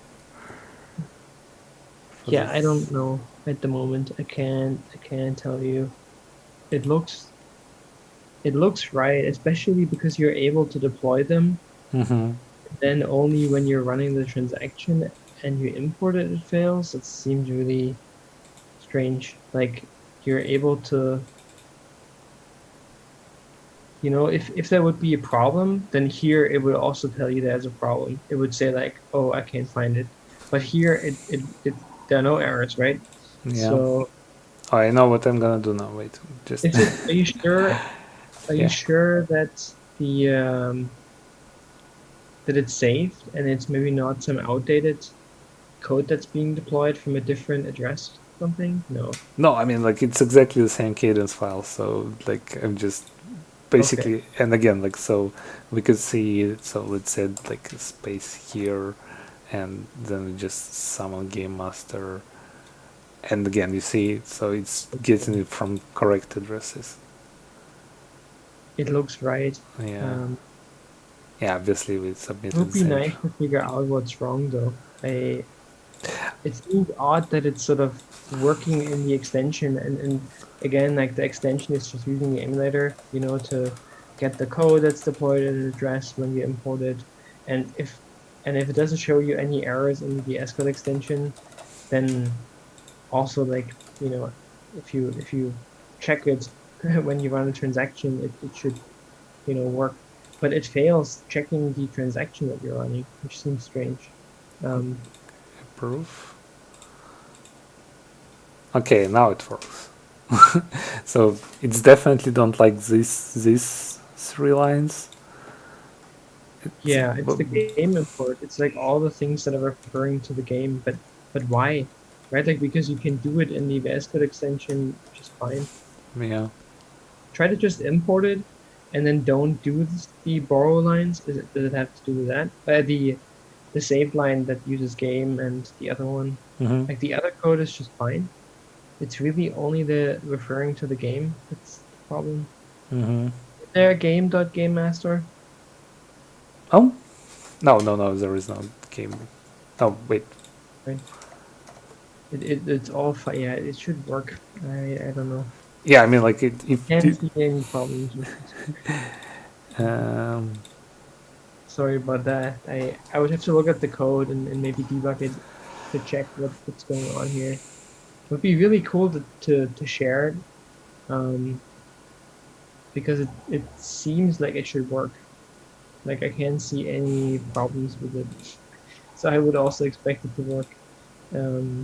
Okay, what if we just what if we just like inline all this stuff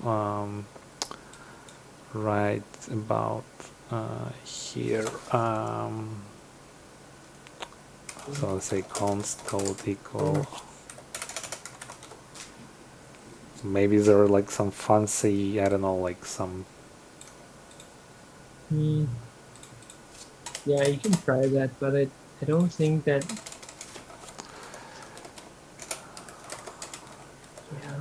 Yeah. Code address and then game master address, and then we simply can comment out this stuff here. Should be good. And when you're sending it to the emulator that you're running through the package.json, right? Yeah. You could theoretically try to point it maybe to the one in the emulator, like the emulator that you're running in the VS Code extension. Yeah. See if that is different, but it should be just the same. There shouldn't be anything different. Summon game master. Approve. Okay, and then same stuff. Okay, I guess I'll just wrap up for today and we'll try to find what's happening. Yeah, I can't see anything that's wrong with it, unfortunately. Well, yeah, but thanks for jumping on call anyway, man. Yeah. Maybe it's some difference, I don't know, in like versions of emulator of VS Code. So like it would be really cool if you could put it, on GitHub, and I will definitely have a look and debug and see what's wrong. Absolutely. There might be actually a bug there that's there. Might be just a compatibility issue, but because the strange thing is, you can run that transaction, right? Did you click the run transaction in the VS Code extension, or was it just type checking? No. In VS Code it was just running just fine. It right, like ran it. It's so annoying, but yeah. Feel free to share it, and I will definitely have a look.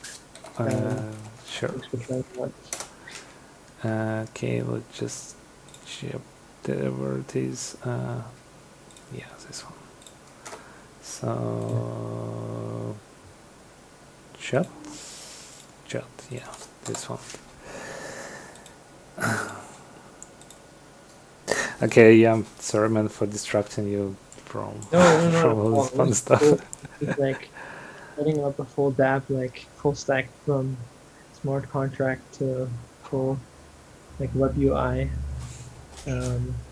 Interesting. Yeah, I need to look into this. And there is nothing with like the dev wallet or something interacting in a different way. No. I mean, like, if it wouldn't deploy, like contracts at all, or just like won't allow me to execute like another stuff.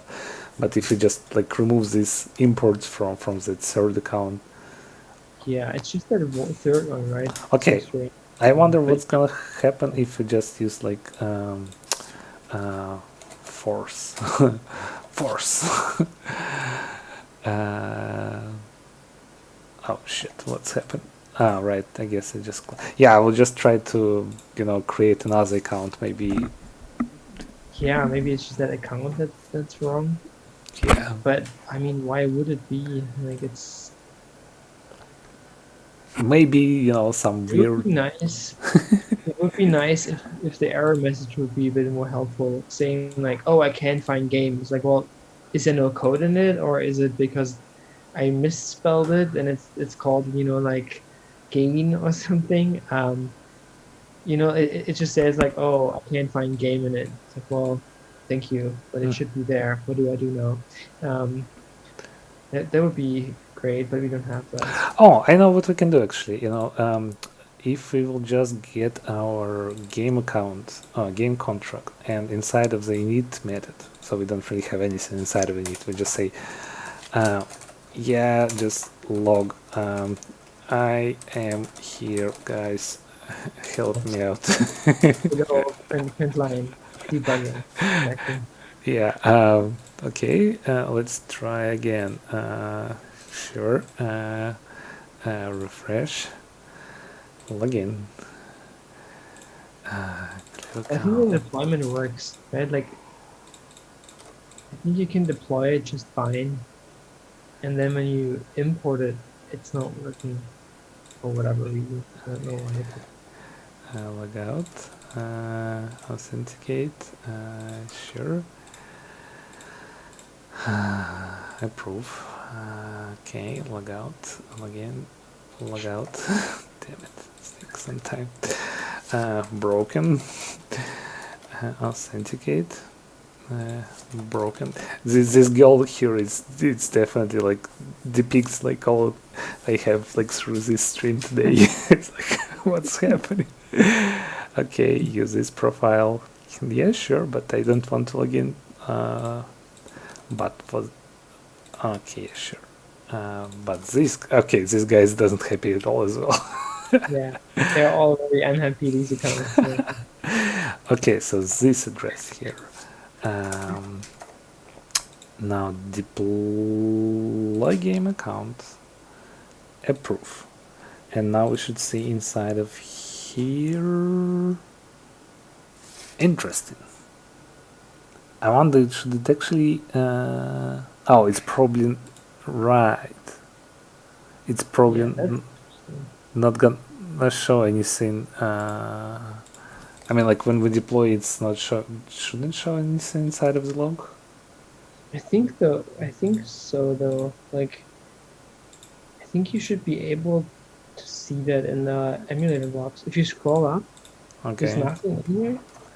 Like in the there. Scroll like up.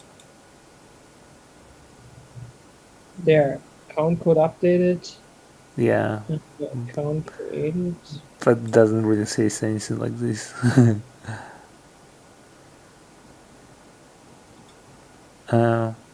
Wait, could it be? I think I know what the problem is. No, maybe not. Why is it not logging there? It doesn't even get there? I'm just thinking maybe there is like missing like so. Maybe. No, it looks balanced. You can even check on the VS Code extension, which should tell you that. Yeah. And it was checking just fine there, right? Like, yeah, and it was also deploying just fine and executing just fine. Yeah, it's so strange. Like, why? But then again, okay, we deployed the contract. Summon game master from. Oh wait, by the same address. Why the same address? Oh right, we've used different address here should be. Okay, and then login. Yes, different address. Summon game master, different address. Approve. Come on, please. And we get the same error. And it's also the different account there. Yeah. E3, whatever. Yeah. Yeah, there is something wrong. I have to really double check what's wrong there. So it's probably something with the contract itself, I guess. Again, okay. If you just Why can you do it here? Like, I don't understand how in the VS Code extension it uses the emulator, like its own, but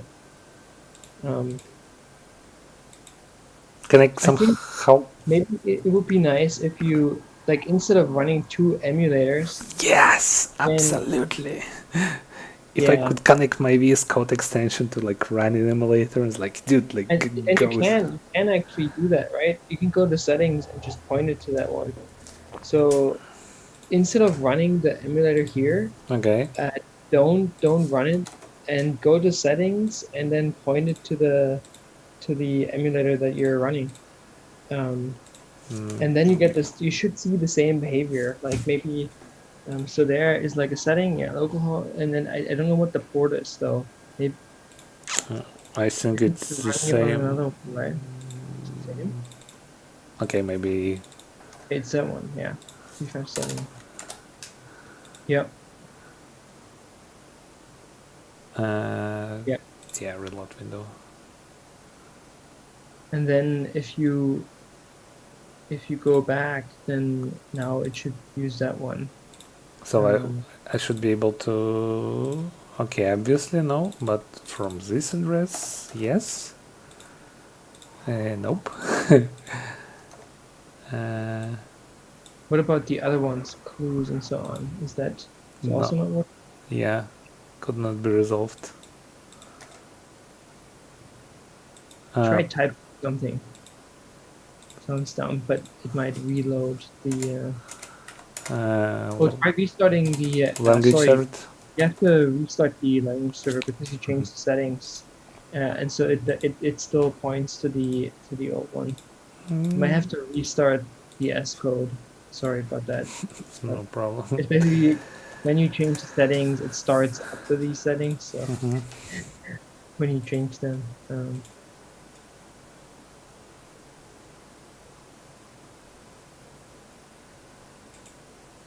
This is loaded? Okay, I guess. Should tell you though. Nope. It's like right away, it's like, nope. Could not resolve it, could not be resolved. But are they actually deployed there? Yeah.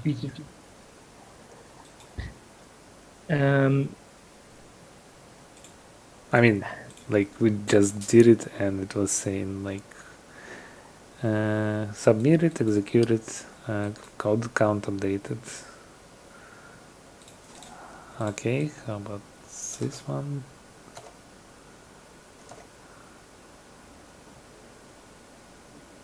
Okay, this is weird. Why is the address here different?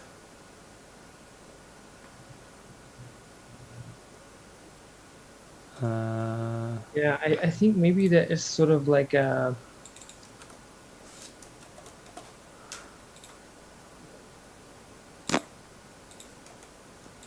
Okay.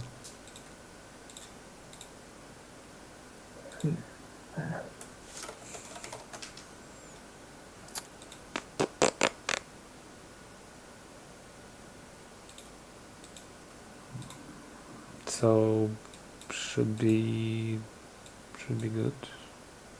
Flow port. Yeah, that looks just fine. But you can import the addresses in the extension. Yeah.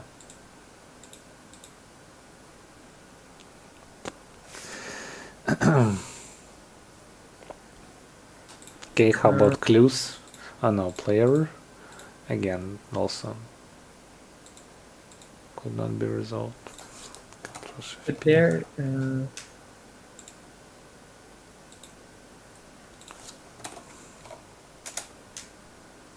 yep, doesn't really help. okay, now I'm even more confused. Because that's basically what maybe there is a different way how it's deployed. I don't know. Yeah. So it just seems really strange that you only have one emulator running, right? There isn't like two emulators running or anything, just to really make sure that it's not, right? It's Yeah, it's only one. So it's a, this one.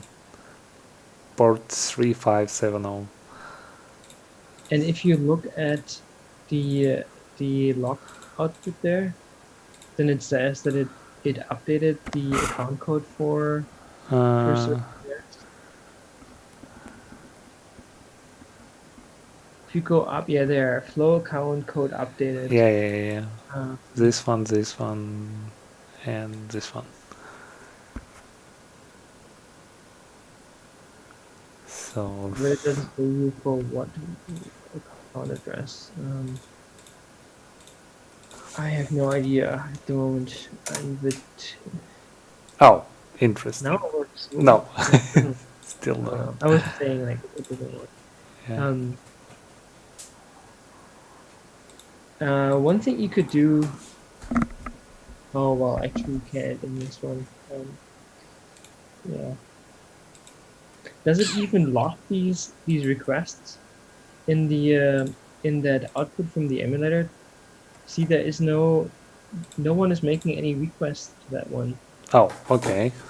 So it's really strange. Like it's as if the VS Code extension is not considering the port. Maybe. Could be. It's just so strange. Like it doesn't. Normally it would make calls like get account code. Get account code when you're importing it in the extension, and it doesn't do that. So it doesn't lock anything. So. Okay, let's try to maybe Sure. update. Oh no, we need Visual Code extension. Okay, how do we flow cadence? Yeah, I guess. I think you're already running the latest version. It's just that maybe the setting is not working. Oh boy. I will try to reproduce all of this. Both issues. One is the import issue, and the other one is how to connect. So what you try to do, try to run the emulator like you're running it on the command line through Docker image, maybe on a different port, and then connecting to it from the VS Code extension, and that should work because I've used it many times. But maybe there is just some setting where maybe the port is ignored or something strange. Yeah, I need to look into it. Yeah, a lot learned here. Thanks for trying this out. So you're running 7. That's the latest version. That's good. Let's try to. Yeah, and you can even there, yeah. You can also run the emulator from there, like close the like stop the Docker container, and then run it from there. Let's just say like flow emulator. Yeah, right. Since we have the same version, sure. Yeah. Yeah, remove. Just to like double check that it's not, I don't know, just that change, which obviously should work. But I don't know why it's not, yeah, that's a good idea. Yeah, exactly. Like to flow emulator, it's the command. Within the ports, I guess we want verbose. Forgot what was there. It's flow emulator start. Right. Yeah, I'm just trying to remember what was the parameters. Do we even need them? Right, so we verbose and this for ports.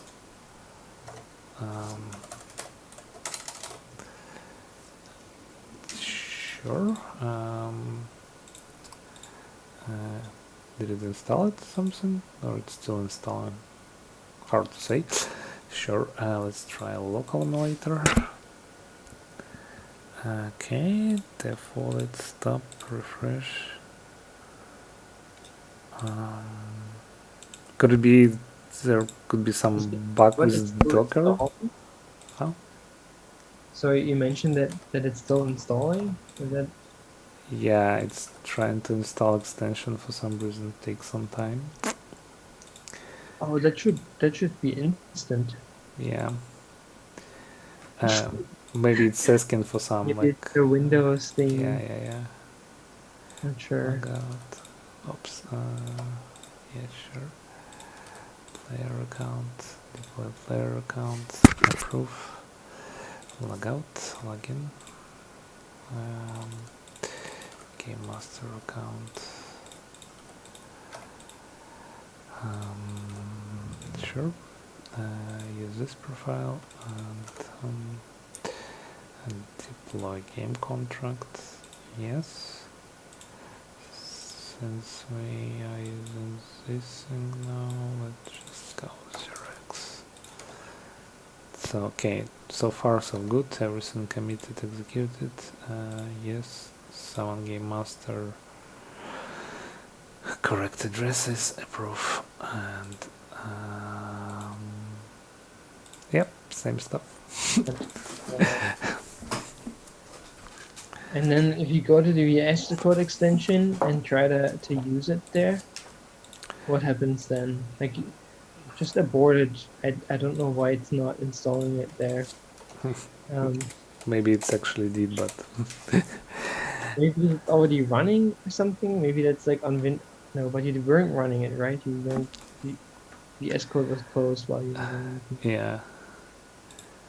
Because Okay. it only copies over a file. Like, all it really does is like copy a file. That shouldn't take like 10 minutes. Yeah. Again, And preference. then if you change it back to the original. Oh, but it is to that point, right? No, we're running on 70s. Yes. Double check if you use that port. Yep. It might not. No, it's pretty sure it is. Yeah, even like we specified like 35 cents. No, I meant like in the. Oh, no, interesting. Yeah, Okay. But why? I mean, at least now the extension thing is sort of working properly, as in like you get the right error. I still don't know why it's not working, but what if you then... Okay, wait a moment, let me just try to specify correct addresses here. Yeah. And because that's what you're replacing everywhere, right? Like when you're deploying the contracts, you're replacing always these like 1, 2 addresses with the real ones. Yeah. Okay, this one's correct. This one's correct. Close is correct, and this one is for some reason. Okay, wait. This address is not correct. So 0x. What's that? Why? Can find declaration game in file. Like. So, but then below you can do it. This seems weird. What if you comment out the line like let game master equals blah blah blah? Is it still complaining? Yep. Yeah, it's the same. Could we rename it somehow? No, it looks just fine. I have to look into it. I have no idea what's going on here. Because the other 2 contracts are being imported just fine, right? Yeah.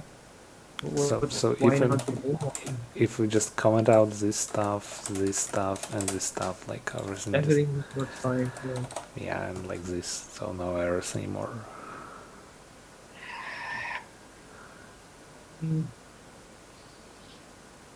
There's something wrong here. There's clearly something wrong. We're not doing anything wrong. The software is wrong. It would be really great, like if you could commit that, because now like we can at least reproduce it and I can look at it. Yeah. Sorry about that. No problem. Well, at least yeah, we've it's tried like everything. 99%, 99%, and in the very last issue is you can't run a transaction. Yeah. That's annoying. But yeah, we'll fix that. Great work. Thanks for trying out all that. Yeah, thank you It's for. also really interesting because like we are all like on Macs, and we have like we're running it on Linux, but we haven't really supported Windows that well. Like it was sort of, oh, we could actually just like cross compile the Go code that we have to Windows, and it works. Mhm. It's not really tested that well, so maybe I'm not sure, but maybe it's just some weird issue with that. Or yeah, it would be interesting if you would. What if you comment out like basically Everything, yeah. everything in that file Yeah. except for and then sort of when does it start breaking? Like, is that also not working if you just like literally write like contract game and then deploy? Yeah. Is that working? Let's Because try. if it is, then there's something you can like sort of binary search in a way down to. Yeah, let's try. Okay, and that's it, right? Yeah, just work. that. Yeah, please work. That's Please some magic words. Okay, let's try and go. Great emoji. Yeah. Oh, wait. Where is our contract? Gay. Oh my god, I think I found like what was the issue. Oh my god. Could it be I this stupid? Oh my god. Oh my god. Oh my god. Dude, sorry, I wasted so much time with this. It was stupid Max that forgot to import this freaking. Oh, yeah, no, but that's great. That's great because then we just still figured out the other issue with the imports. Right, like, so there is still an error, right? Yeah. No, so, but so it's fine. It's fine. We didn't really deploy anything, right? So the player contract was deployed to it, right? Yeah. So like. No, but it's fine. I think the lesson learned here is that it tells you as an error, and this is really easy to make. I made that mistake, or like sort of myself. Mm-hmm. So the real problem is that we, instead of just saying, oh, there is no game contract in this account, we should also say like, here are the contracts that are deployed. If you would have listed and told you, oh, but the player account is the contract is available. You're like, the player contract? Why is the player contract in here? Oh, actually, we had this idea. We had this error before. Remember when we just put import everything from the address, and it was saying like, "Hey, you're trying to redefine player contract," and we're like, "What?" Oh yes, that would have been a sign. I totally. Yeah. No. Exactly. Yeah. Ignored that because I was like, oh, that's something else. Yeah. But yeah, well, it was working properly. Importing. Yeah. Oh my god, that's funny. But yeah, I think this is really valuable still to me because like, yeah, the error messages, they just need to be better. Like this is I think it's a very easy thing to do. Like you deploy some contract to somewhere else, right? In the VS Code extension, you maybe have not selected the right account, right? Like in a selector, or here you're deploying some wrong code. I think we just need to make it easier to, if you make an error, like, make it easy to fix it quickly. And this took way too long because like, how would you know what happened? Like you can't look at the account, right? Like you have no way to know what's in there at the moment. Okay. So that's one thing we talked about in the improvements for the extension. Basically, the idea is to take the account state panel that we have in the playground and then show it here as well. And you would have sort of looked at, you can look at an account address and then see that, oh, look, the player contract is in there.